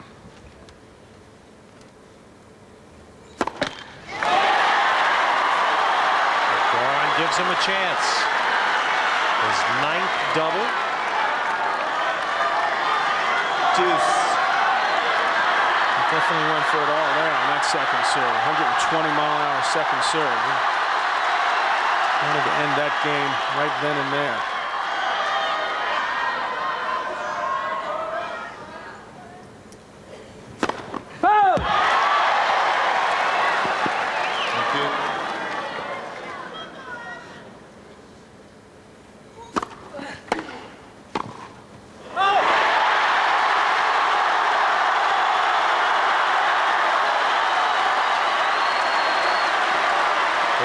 What it would be like today if Henman were playing.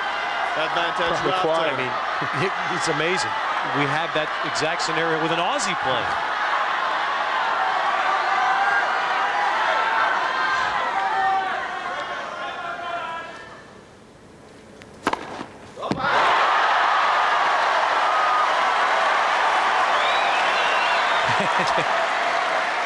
They even sure they're thinking it was out.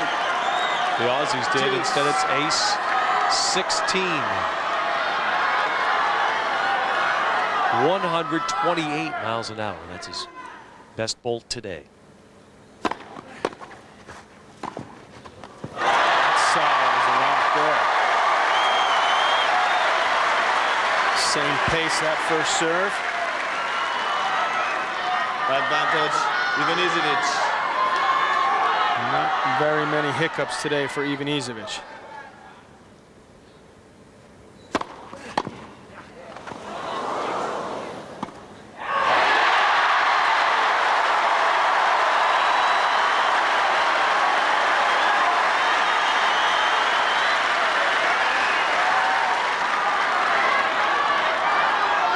Deuce.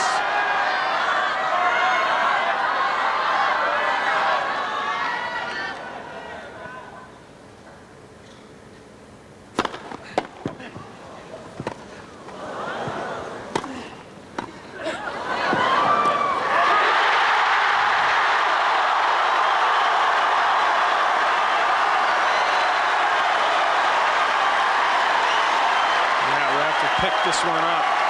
Saw the drop volley coming. See him racing into the net to make that ball easier. Advantage Rafter. This is what it's all about. And these fans queued overnight since yesterday afternoon. They are not lacking energy at all. Thank you.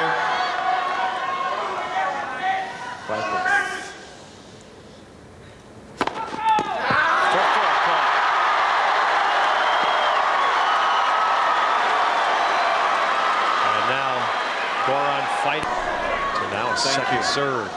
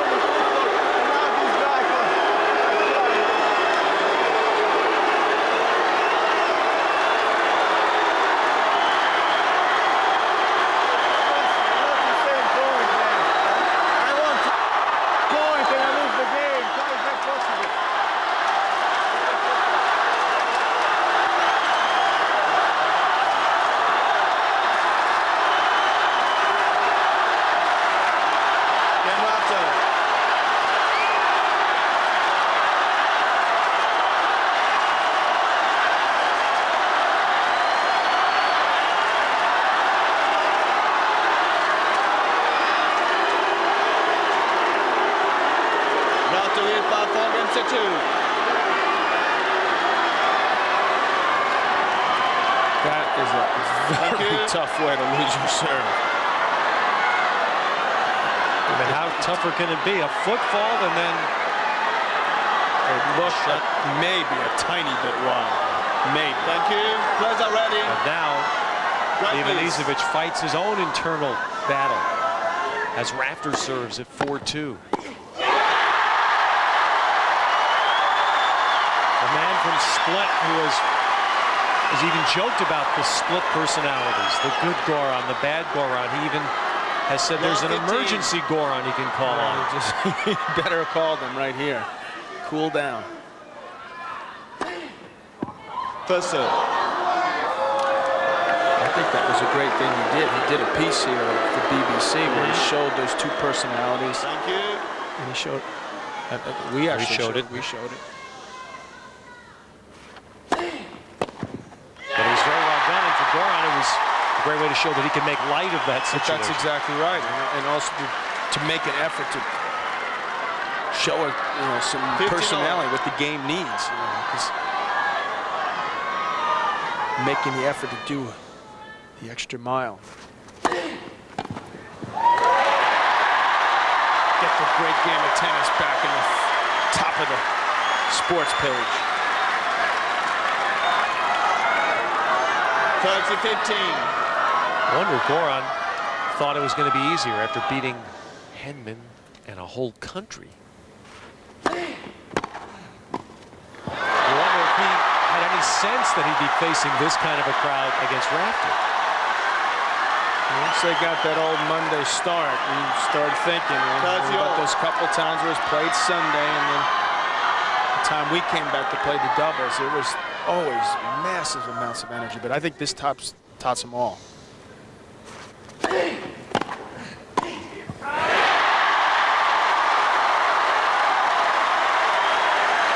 Thousands of Aussies are here, are now trying to carry Rafter on their shoulders into a fifth set. 40-30. They can get real quiet too. I mean, it's not like they're going crazy during the serves.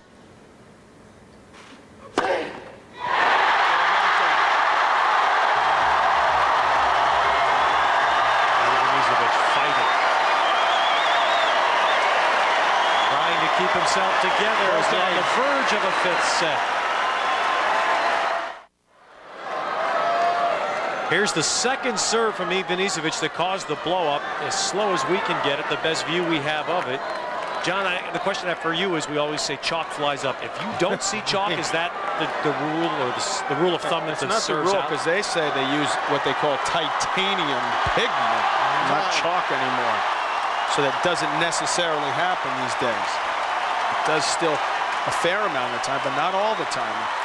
This was after he had been called for a football on the first serve.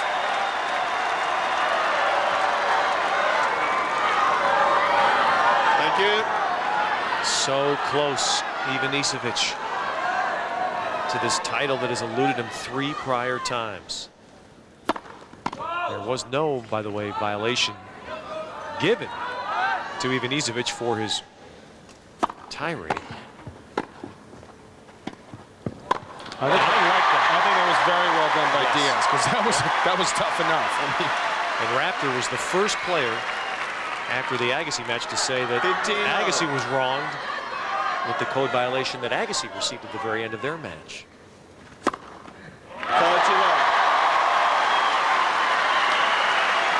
Well, this once again, well, if he does drop the 4th set, give him a chance to serve first in the 5th set if it heads there.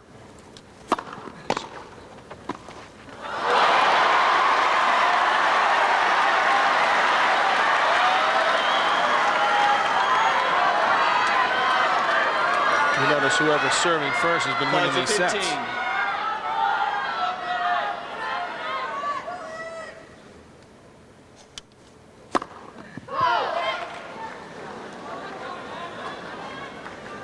Wait, please. Wait.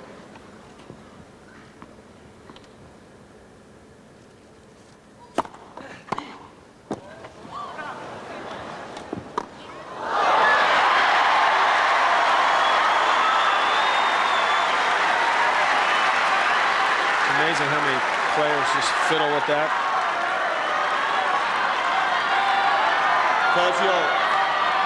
Well, they used to call it string-a-lings like 30 years ago. Try to get the strings in place, not moving. And they may last a little bit longer. And that's why Rafter is making such a big effort to break here again. So he can start in the 5th.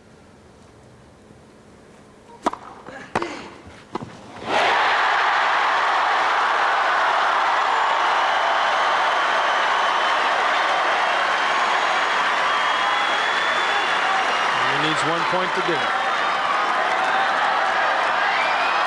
Just 1. Sounds so easy.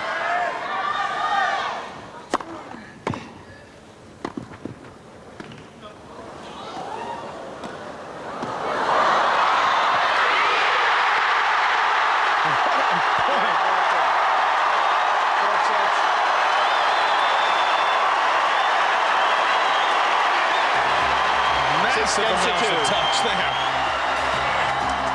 And finally, Rafter breaks and will play 1 set for the Wimbledon Men's Championship.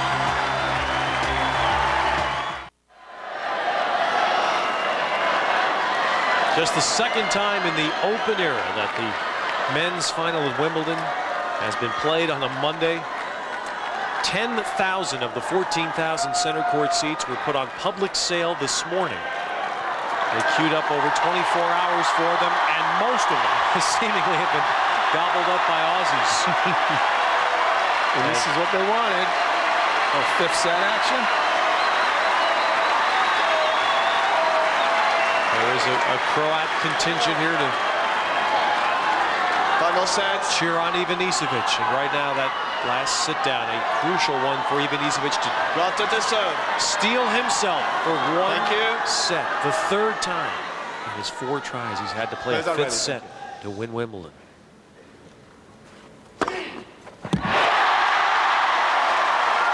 This is the set that Rafter could not get to against Sampras last year. 15 love. And had he, they would have played it on Monday. That's right. Just barely got that one in. Finished right before it got dark this minute. Such a magnificent scene for Pete to break the all-time Grand Slam record. Reached number 13. These 2 guys just wanting to win that first one.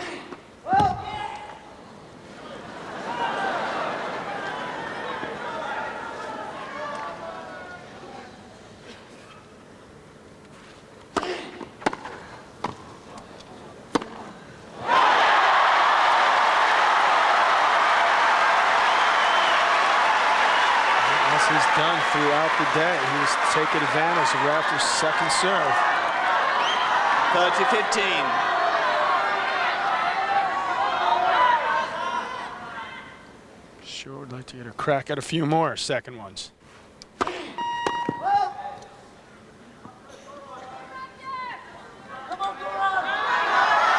you. Thank you.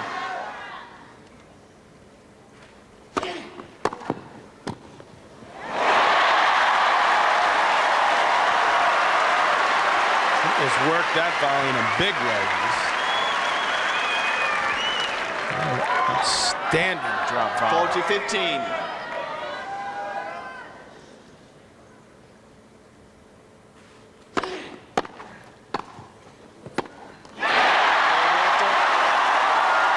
First game, 5th set to Rafter.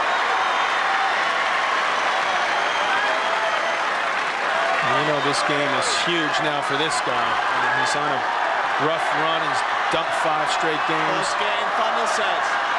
His mind's starting to play tricks on him. There's like 3 finals. And just think, John, in '92 he had to beat Sampras in the semis to get to Agassi. In '94 he had to beat Becker, the great Wimbledon champion, to get to the finals. Quiet, please. In '98, his semifinal win over Krajicek, a 5th set, 15-13. Ivanisevic. Save a few match points there. We may just be getting going. Drops in. Oh, was that called out? Let's take a look here. Got 15. Yeah, that was in. On the line.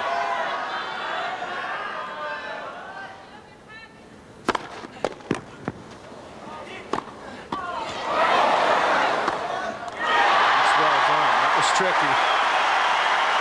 And that serve, 130 miles an hour. He's got to juice it up now. It's all or nothing this game. Get back on track.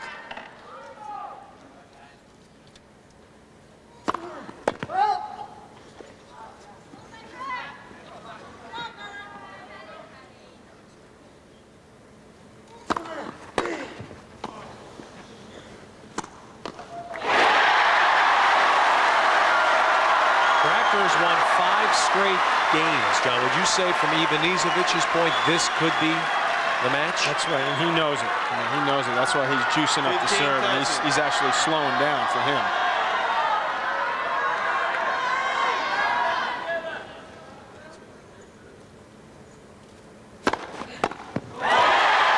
There's another big bomb at 130.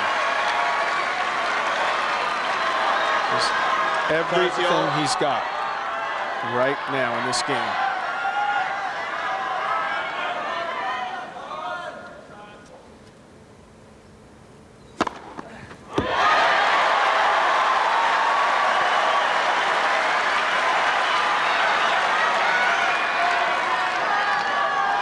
$40-30.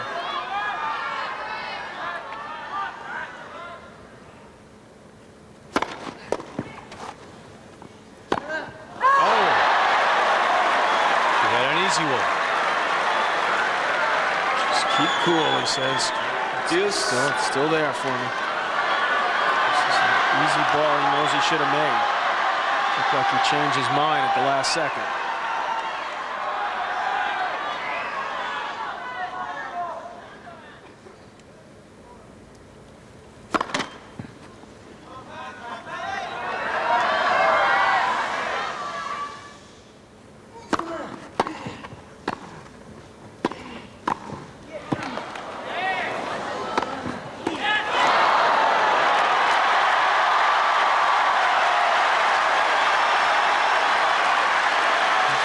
Solid on the overhead. That's a couple tough ones in this game that could have.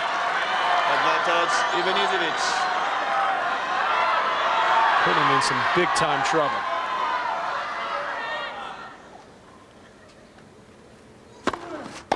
Oh, he breaks the run. Gets positive again. Fifth set. This weekend on NBC, NASCAR to Chicago for the first time ever. The NASCAR Busch Series starring the up-and-coming racers at 3:30 Eastern Saturday. On Sunday, the Tropicana 400 at 2 Eastern, the continuing battle between Jeff Gordon and Dale Jarrett. All this weekend on NASCAR's new home, NBC.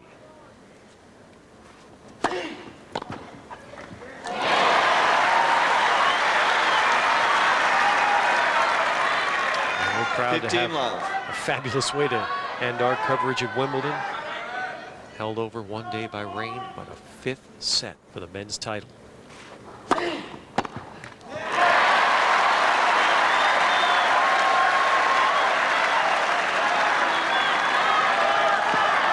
love.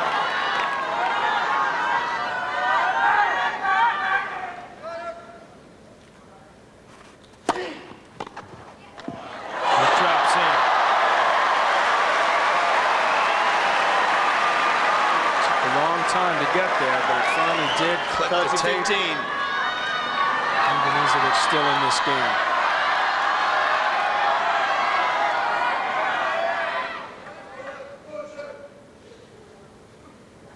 Sorry, Mike. Thank you.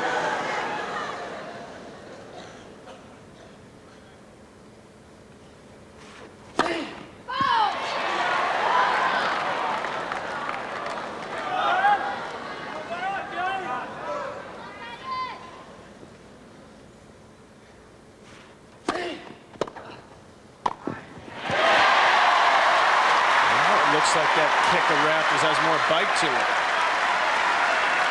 He's gotten more confident as this match has progressed off his serve. 40-15.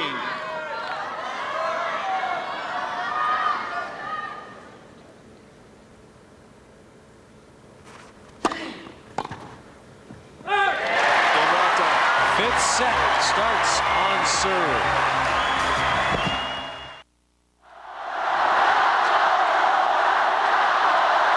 This raucous scene at center court Wimbledon. What a wonderful atmosphere today. And it's almost mind-boggling because this was the atmosphere we felt would happen if Tim Henman were playing for England for the championship. Instead, it's Patrick Rafter playing for Australia on a day when many of his country mates can get to center court. Quiet, please. Runner-up last year, and Ivanisevic, a three-time runner-up.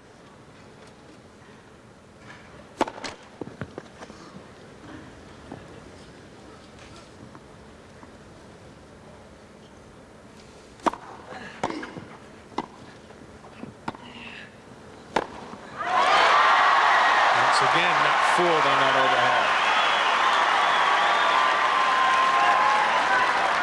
15 love.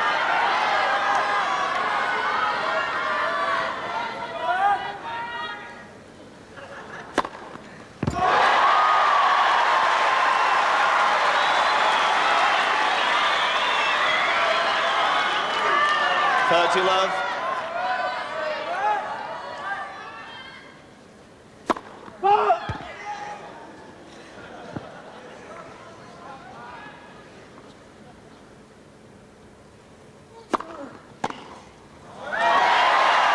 He's gotten things back on track now. Old Goran. 40 love.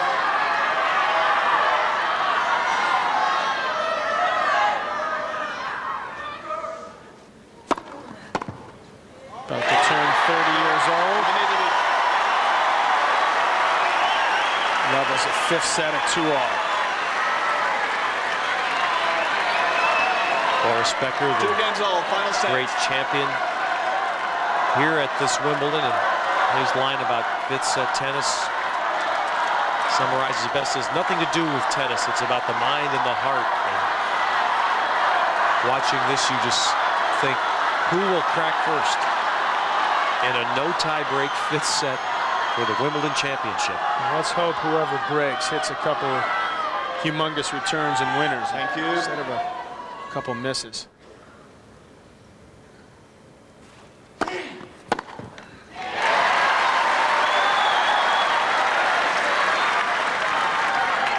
$15-love.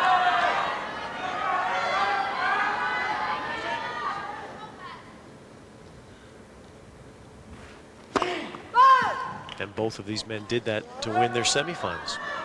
The decisive games. Breaking serve.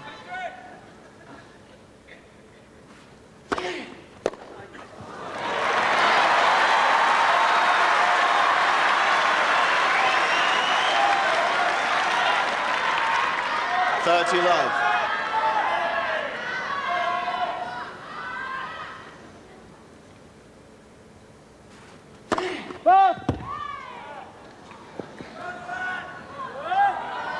Thank you.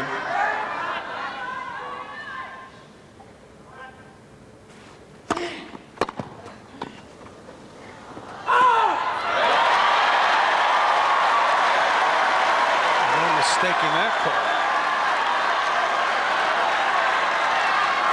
There's that second serve. 30-15. A chance to hit that ball nice and low, and volley floats wide.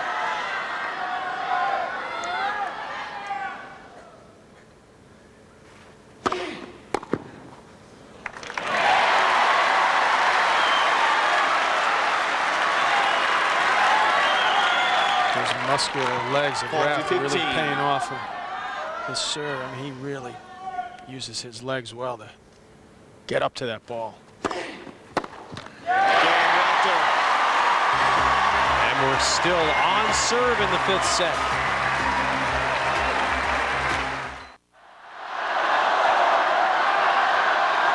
The Championships Wimbledon on NBC. Just the second time the men's title has been played on a Monday. In 1988, when Stefan Edberg beat Boris Becker, it was a nice turnout, but nothing like this. Should we go over to the mixed doubles for a minute on court 1? Thank you. Players are waiting. Speaking of family and friends being in the stands, that's it. Mike Bryan, one of the participants, the American. 15-love.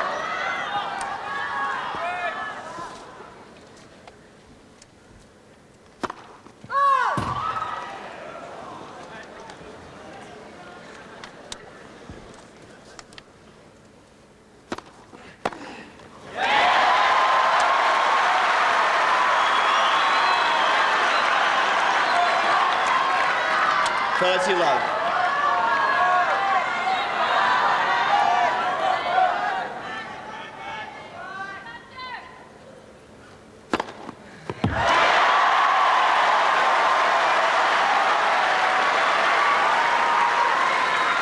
Typical Goran games over 40-love.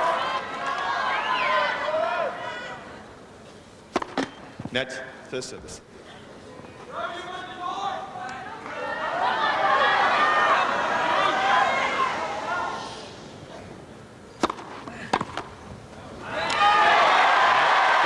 Love for Ivanisevic. 3-all in the 5th set.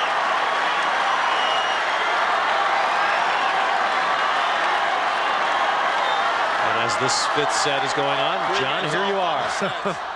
That's tough.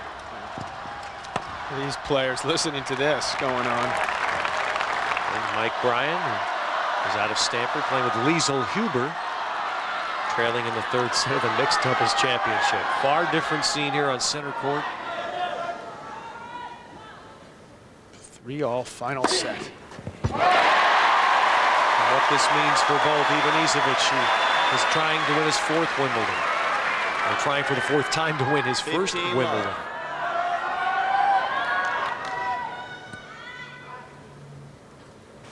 I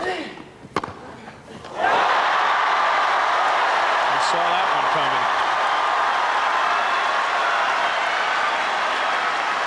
Rafter took a lot off that serve. Goran had time to just whack it.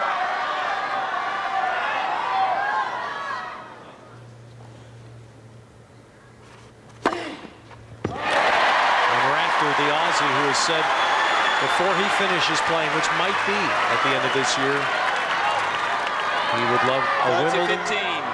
and to be part of a Davis Cup championship.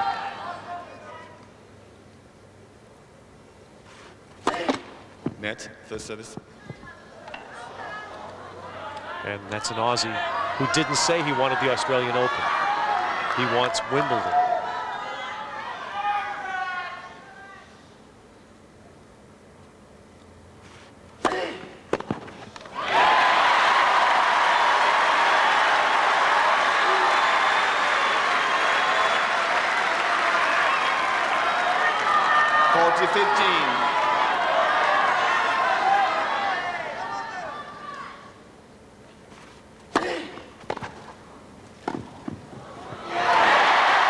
Two solid service games. We get to 4-3 in the fifth.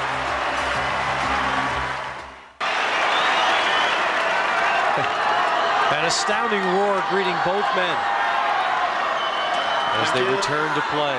Goran Ivanisevic, he has literally blasted his way to this Wimbledon final with an all-time tournament ace record. Broke his own mark.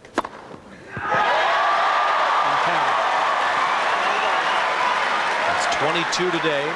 He had 41 in his third round win over Andy Roddick.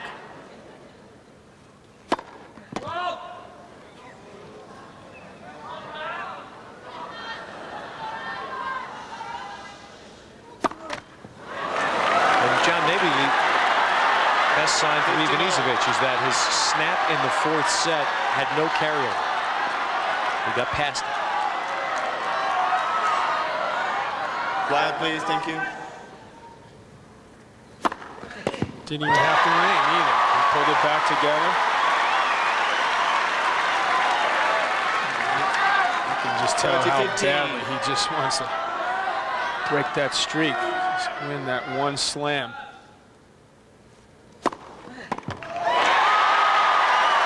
The same situation for Rafter that faced Henman in the semis. To win the championship, he'll have to find a way to break Ivanisevic. Now he has broken him 3 times today.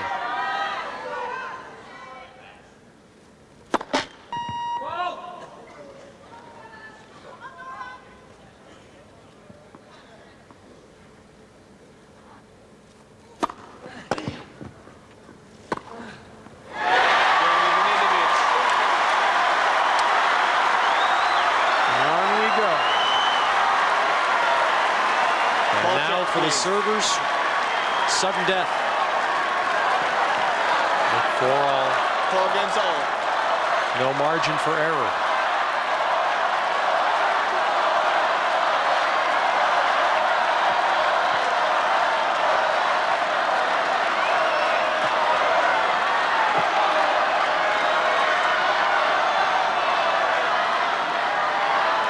Thank you. Quiet, please.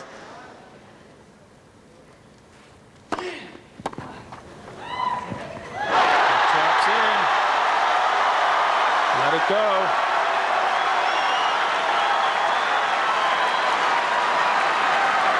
I knew this was going to drop in too. Love 15. You could sense it.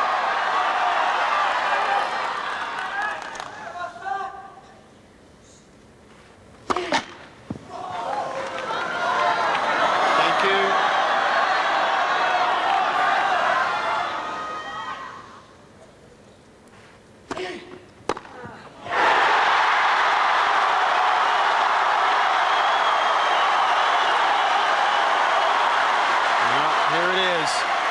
He's waited a lifetime for this chance to just put this one away. Love 30. Love 30. Thank you. Don't let that one go.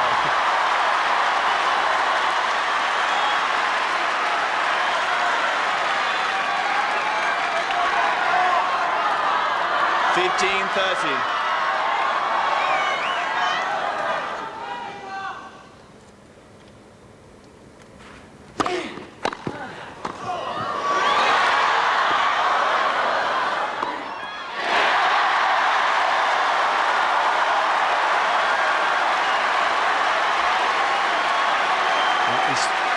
trying to keep relaxed out there. Just don't hit it too hard. Just get it in the court. Hit that right off the top of the frame. Thank you.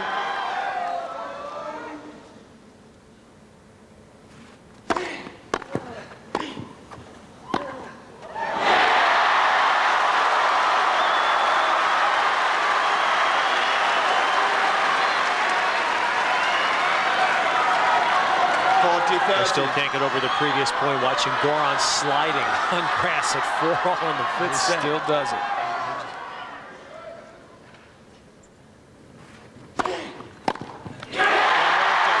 Huge save for Rafter.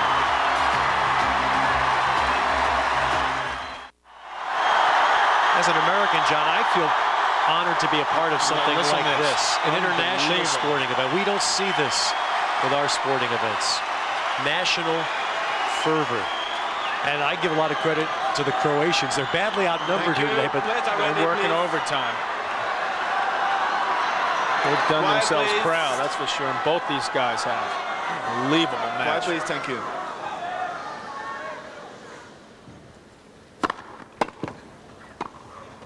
He's just all over that.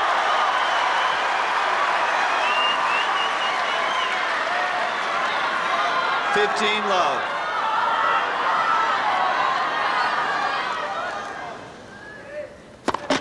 Net, second set, first six.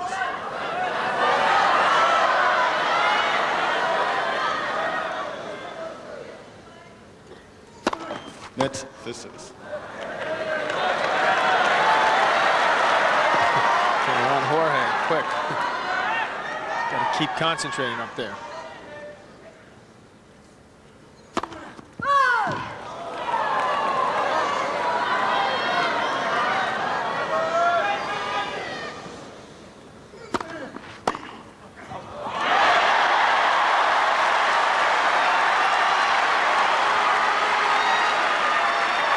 If there's any more pressure on a player, John, would you say it is on Ivanisevic here? He is literally serving sudden death. I mean, really, I mean, I think there's not a person in the stadium who's not tense. How tense was Rafter that last game at Love 30?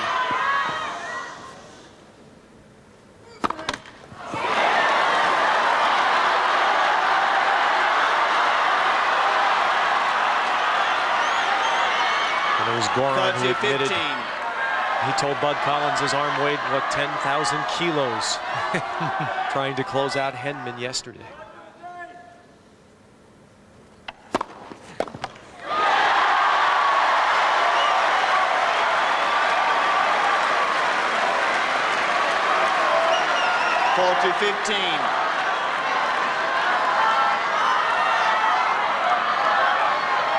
Thank you.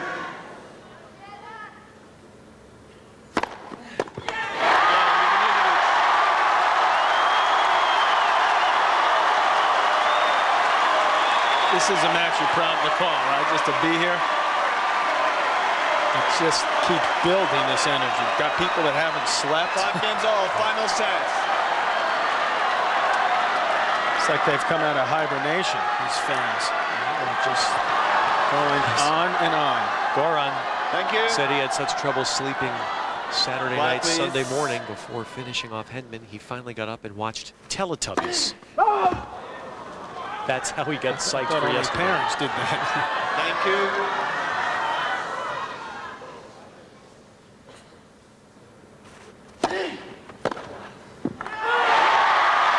Just wide.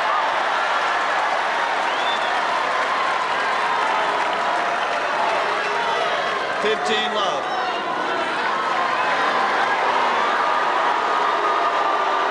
A slow call, but Goran knew it. Thank you.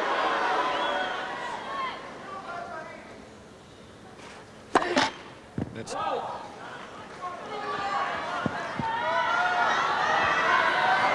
Thank you.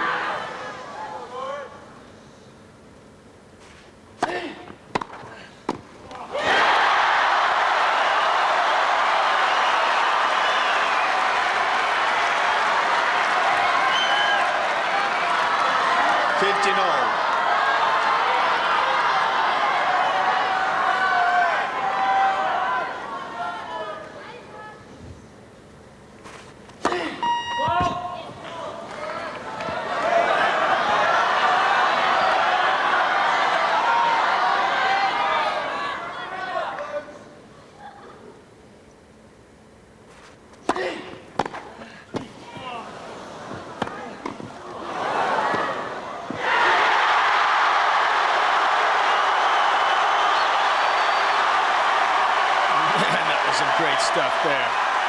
Both players off one leg, a one-legged pass. He's done it on both knees, one on one leg. 15-13. Rafter bailed himself out at 4-all. Now must do it again at 5-all.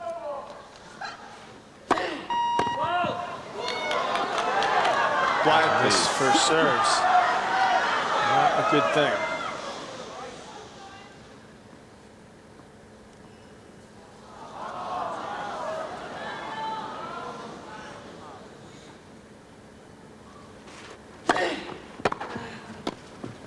He faked it out.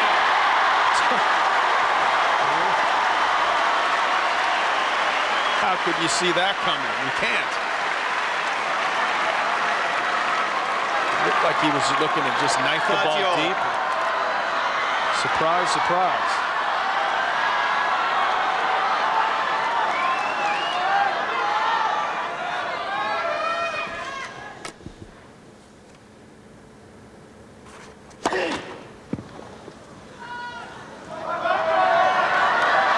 Thank you.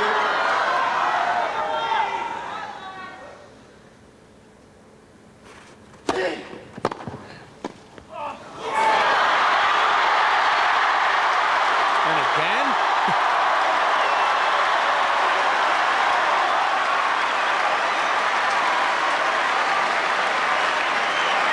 Well, he tries his darndest to react to that.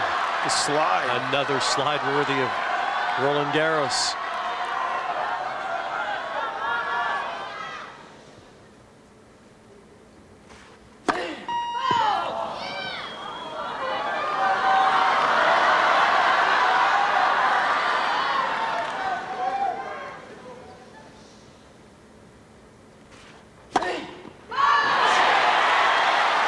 Deuce. He's not had a good serving game. It's made him have to work a lot harder than he wanted to. It's good time to regroup here.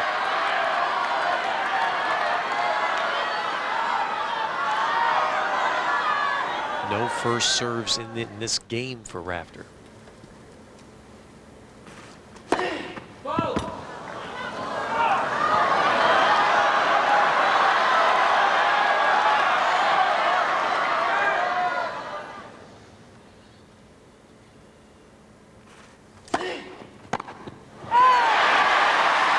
And is this when Rafter is telling himself, instead of relax, relax, yes, as he did last year. Advantage Rafter.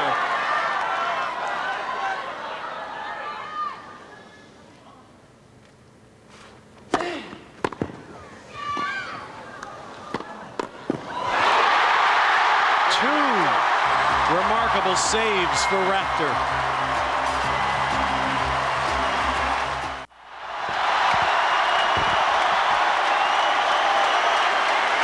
Patrick Rafter trying to complete a remarkable comeback from 2-1 down in both the semis and the finals to win Wimbledon. Goran Ivanisevic, his path more remarkable, a wild card, ranked 125 in the world. Thank you. And getting an unexpected 4th shot at Wimbledon.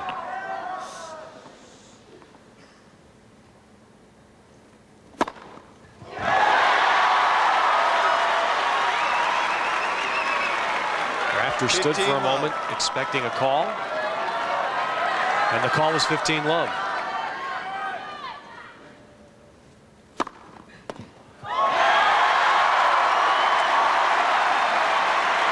Rafter, who was up a set and 4-1 in the second set tiebreak against Pete Sampras in last year's final, and admitted his nerves got the better of him.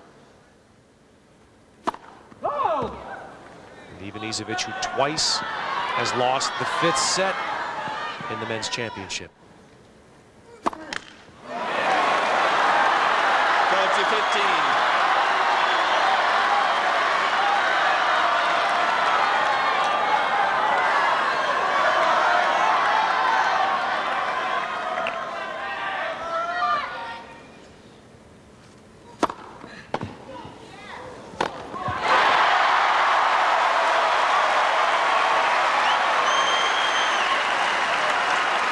tough to handle that slice out wide. Rafter 40-15. just trying to get the ball back low. Ivanisevic making no mistake there. No tiebreak, remember.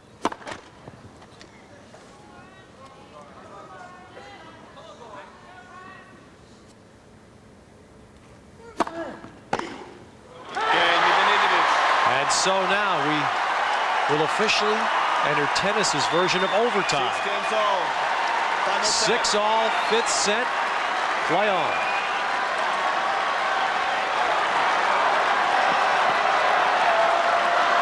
The longest 5th set in the Open era. And a Wimbledon men's final, 1980.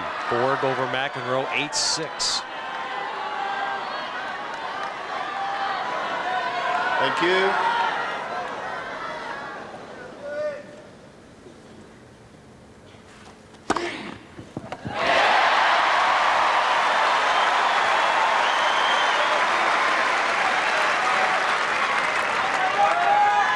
Love.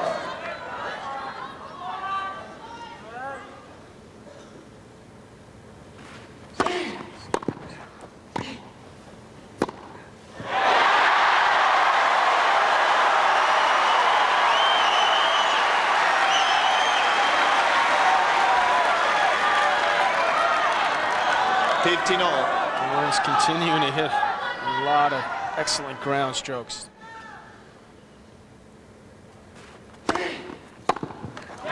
Best day that I've seen.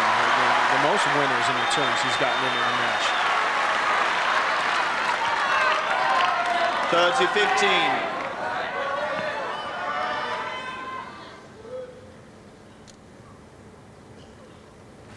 30-15. Net the service.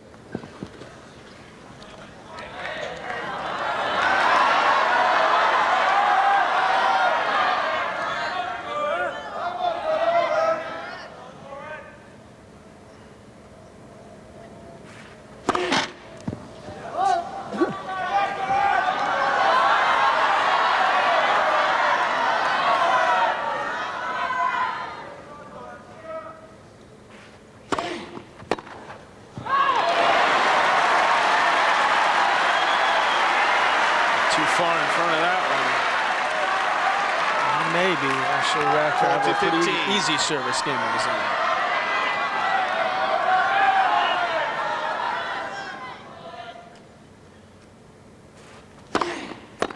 He does. Rafter.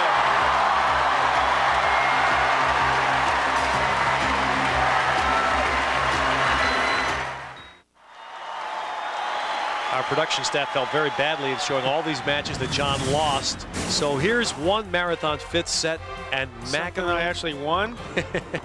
McEnroe and Stieg. It finished on a Monday, as you were saying yesterday. 1917. We got a ways to go then, maybe here. 7-7, 7-6, 3-6.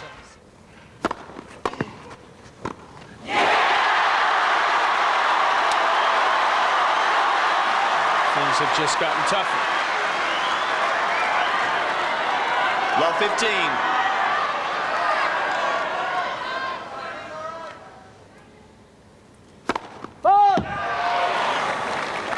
Thank you.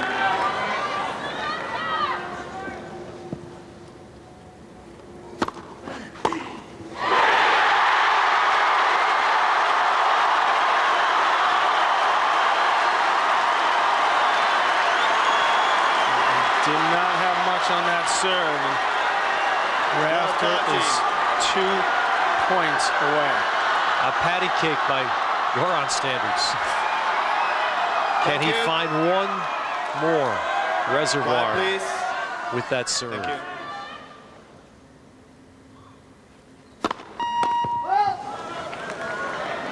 Thank you.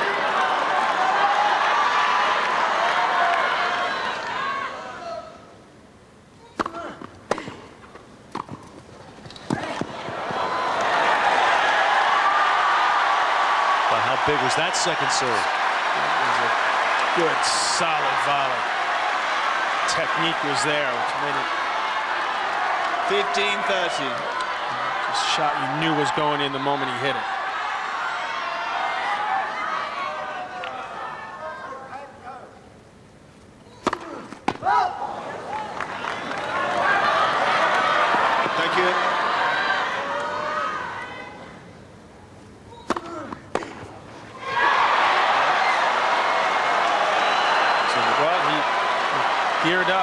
second one.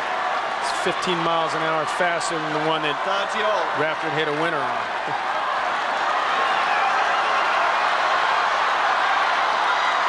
But more often than not, in the big moments of this Wimbledon, Goran has gone for it.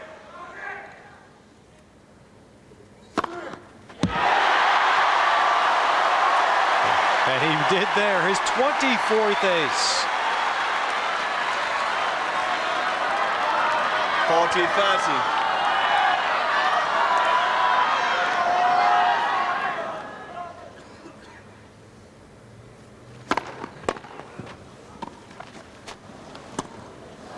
Yeah, let's go drop in. Not sure what he's talking about there. Looking up towards his father and Deniki Pilic. Deuce. What was it? What am I thinking? What's going on? Just get that first. Get the ace. Goran's father on the right, Serjan. Net for service.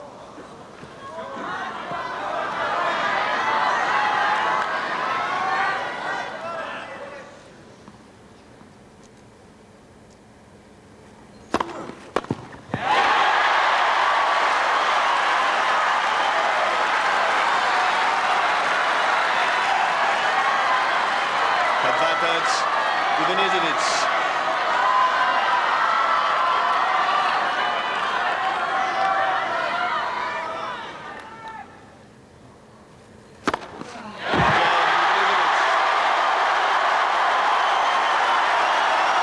Both men have shown nerves of steel in this excruciatingly tense time. Love 30 down. Ivanisevic holds for 7-all.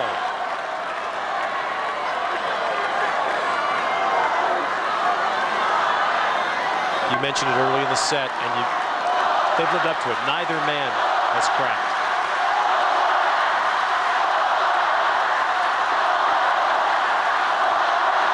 And this crowd playing such a positive part to this match.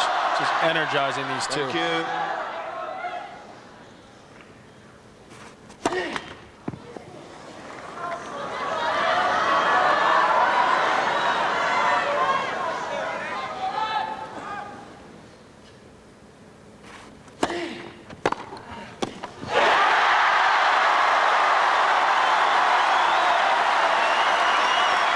Got that one-legged backhand down pretty good.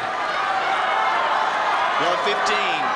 Looks like he's catching it late, but he's still strong enough to muscle it up the line.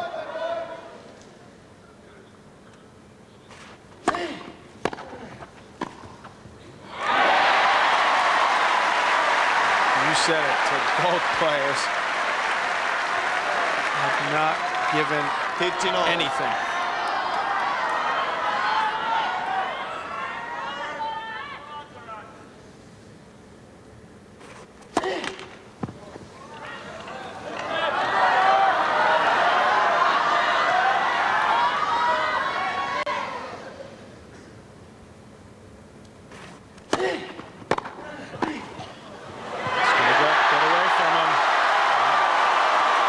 Goran's chance.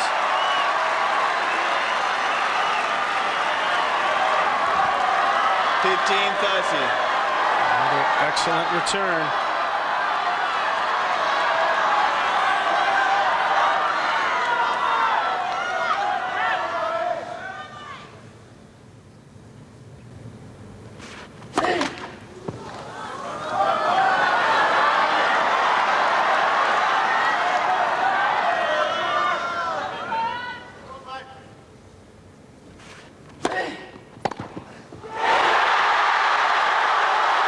That for a return.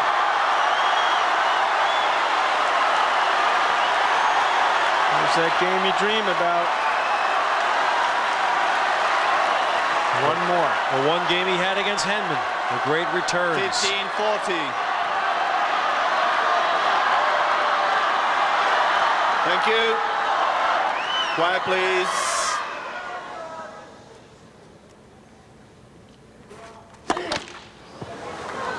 Thank you.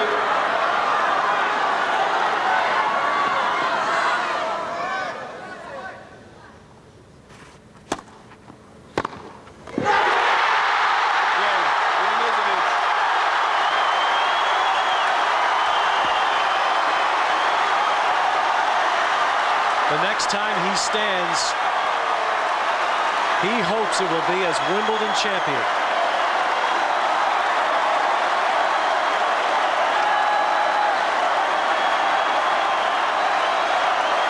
Several months ago, he played a challenger event, tennis's version of AAA baseball, in Heilbronn, Germany. It felt like he had about an hour to line that one up.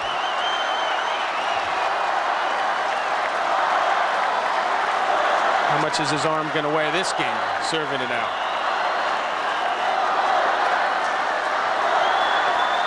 Last year, he played an event in Brighton, England. Brought only 3 rackets with him, broke them all. During the match, had to default for lack of equipment. The All England club gave him a wild card to these Wimbledon championships. And with his father watching, we're told, although it's hard to believe his mother now can't be watching, he split Croatia. He serves for the Wimbledon championship. Thank you. Thank you. Players are ready. Quiet, please.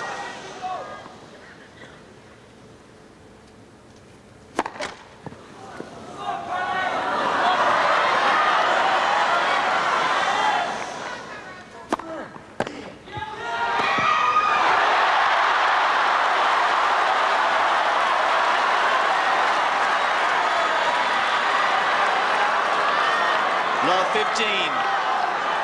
It's a tough one to judge. Might as well take a crack at Thank you.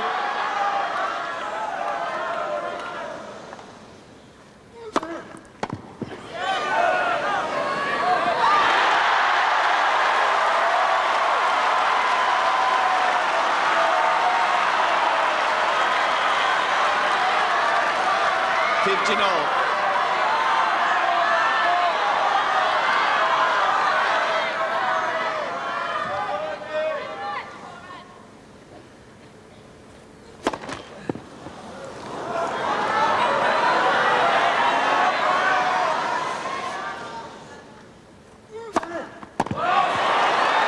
Slip between the first and second serve threw off his rhythm.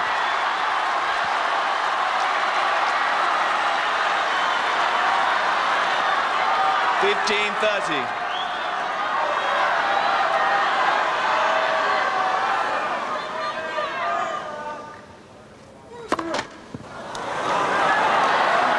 Thank you.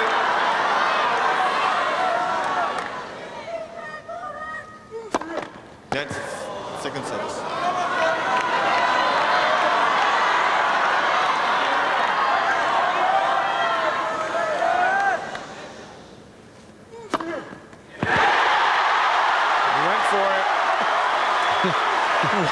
Again, 116-mile-an-hour second serve ace. 30 all.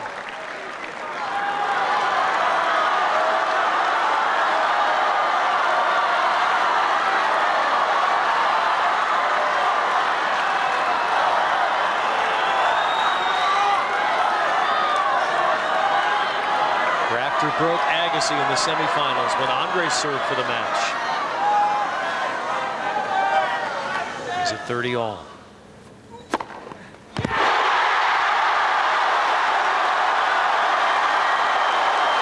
One last time, he asks for the ball. 40-30. And a prayer on championship point.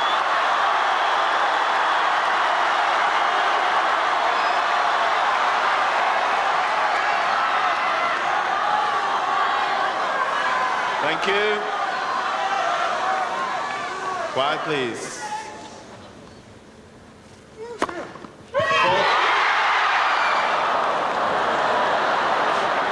Thank you. Audience balk.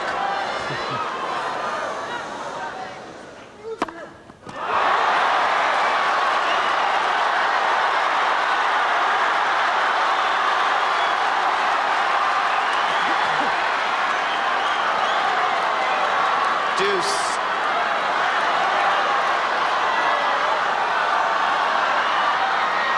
Thank you. Quiet, please.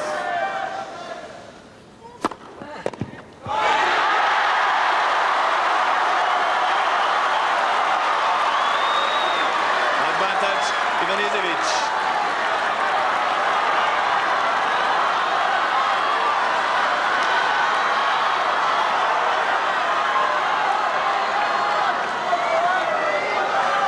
Thank you.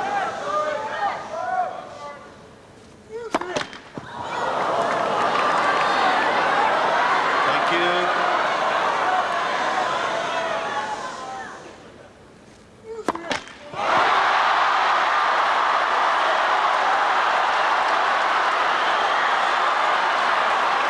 Deuce.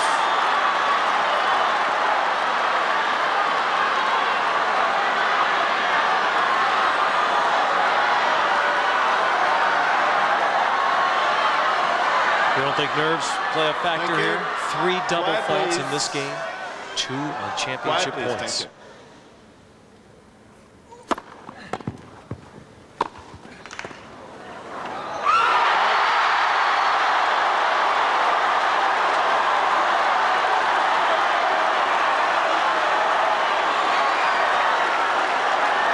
Advantage, Guess Ivanisevic. right. Floated wide. Third one. Charm.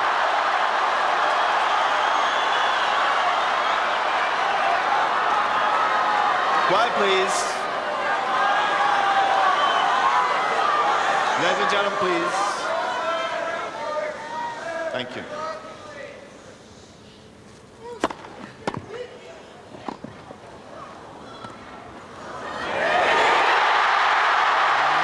Yeah.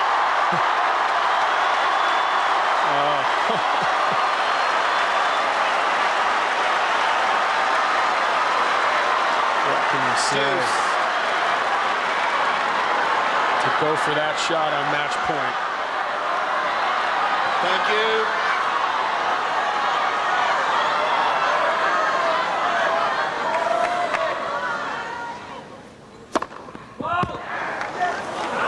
Quiet, please.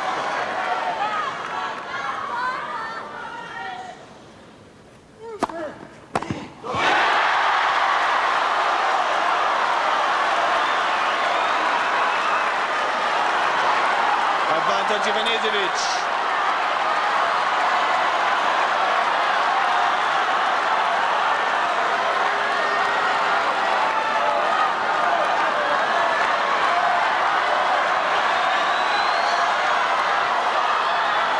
Thank you.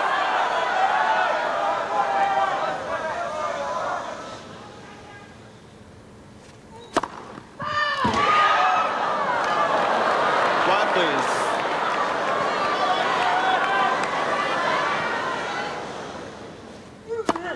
Game, set, match. Ivanisevic. 3 sets to 2. 6-3, 3-6, 6-3, 2-6, 9-7.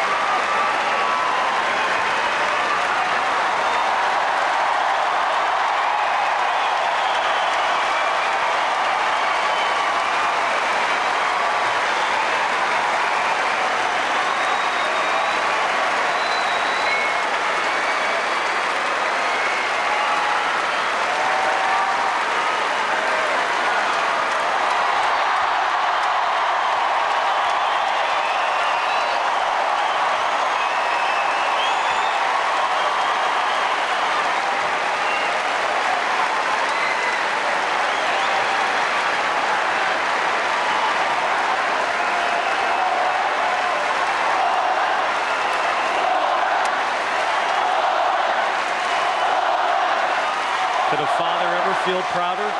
Has Wimbledon ever seen as unlikely a champion?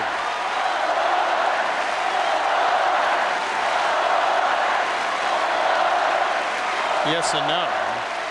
10 years ago, you would have thought. Now, a story for the ages.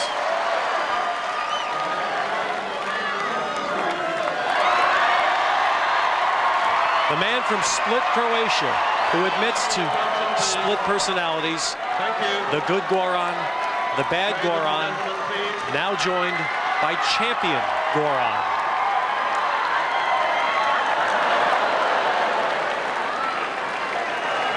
Ladies and gentlemen, may I have your attention, please?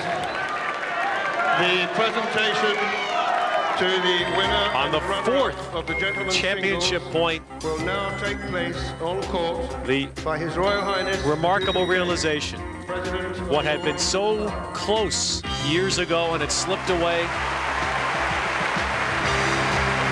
And what life can bring. What we've seen it bring for Jennifer Capriati this year. Chances you never dream you'll get again. And thanks to the graces of the All England club, Goran Ivanisevic had this chance. And he rolled sevens all the way through. That'll be some cell phone call to Mrs. Ivanisevic and Split. And the father who had watched through 3 agonizing losses. And the tears of joy for the champion Goran Ivanisevic. The presentation to follow.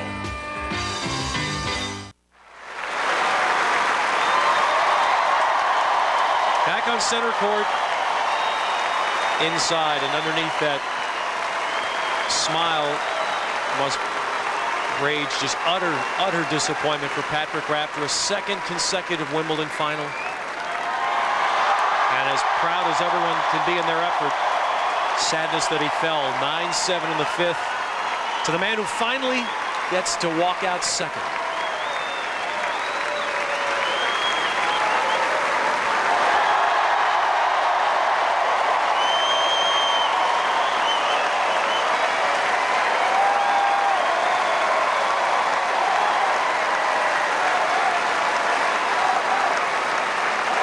He dedicated his early Wimbledons to his sister, who has survived cancer of the throat and is now well in Croatia. This Wimbledon, he dedicated to the late basketball hero from his country and his close friend, Drazen Petrovic. Ladies and gentlemen, thank you.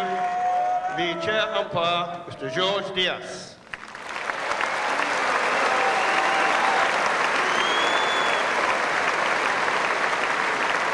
From Portugal, the chair umpire, George Diaz.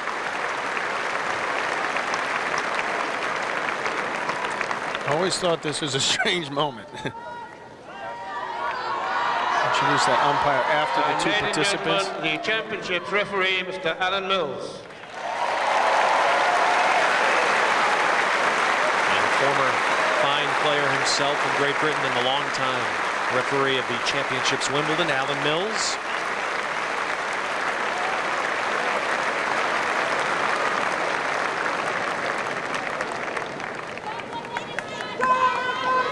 Tradition that was begun last year on center court Wimbledon. Former British tennis standout and French Open champion Sue Barker commentating for the BBC, conducting on-court interviews. First to Patrick Rafter. Well, I've got to say it must be the greatest men's final I've seen here at Wimbledon, Pat. We know how much it meant to you. It must be so difficult now to put into words exactly the disappointment that you're feeling. Oh, I reckon I can put into words.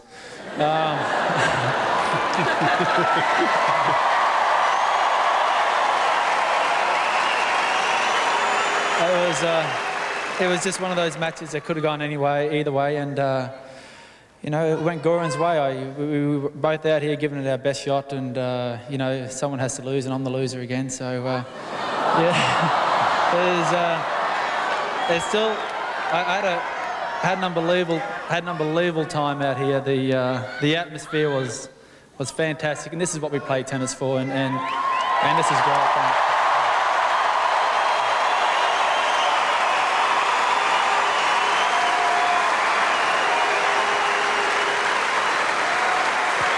sure you'd like to congratulate Goran, who played such a brave match and very tense towards the end. I don't want to thank him at all. No. I said congratulate him. Congratulate him, yeah. Mate, it was a great effort from Goran. I'm a culprit of writing Goran off a couple of years ago, and he's come here and proved to all of us that he's playing great tennis, and he's a deserved winner. Well done, Goran.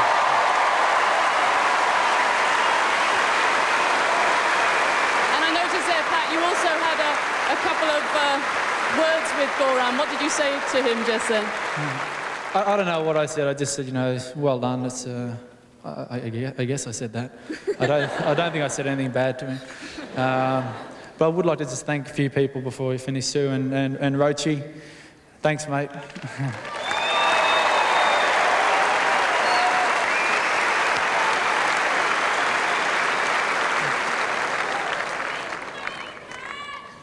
And all my support group, thanks a lot. It was great. Well done, thank you.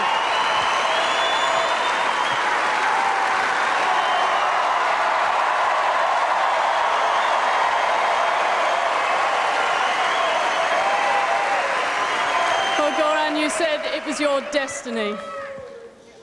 Must be, because I don't know if it's a dream or not, if I'm gonna wake up and then somebody's gonna tell me you didn't win Wimbledon again. But I don't know what to say. First of all, I have to like to thank All England Club for giving me wildcard, otherwise...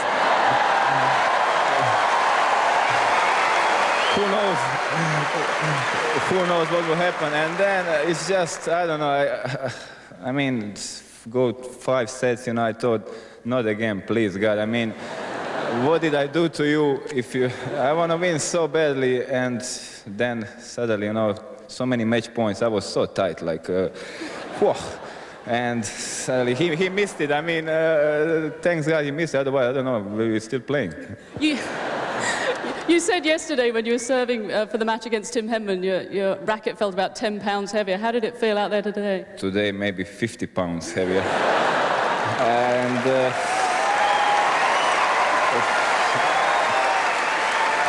no, this was my dream all my life, and to serve for the match, suddenly I have a match point out of nowhere. I came here, nobody even talked about me, and now I'm holding this trophy. And it's just this support today was like, I mean, I was 3 times in the final, but this is just unbelievable. This is too good. Thank you guys for everything, and I would like to thank a couple of people also. My father, I mean, if I lose today, I think your heart will definitely explode, but so I had to be careful. Thanks, Dad.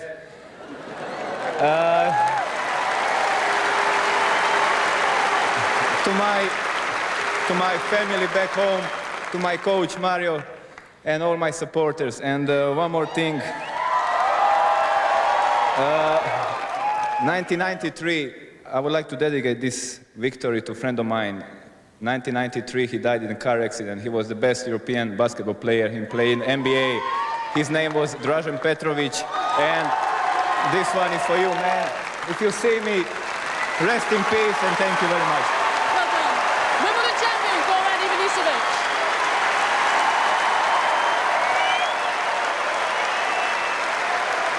Well, John, you've been here just about a quarter of a century.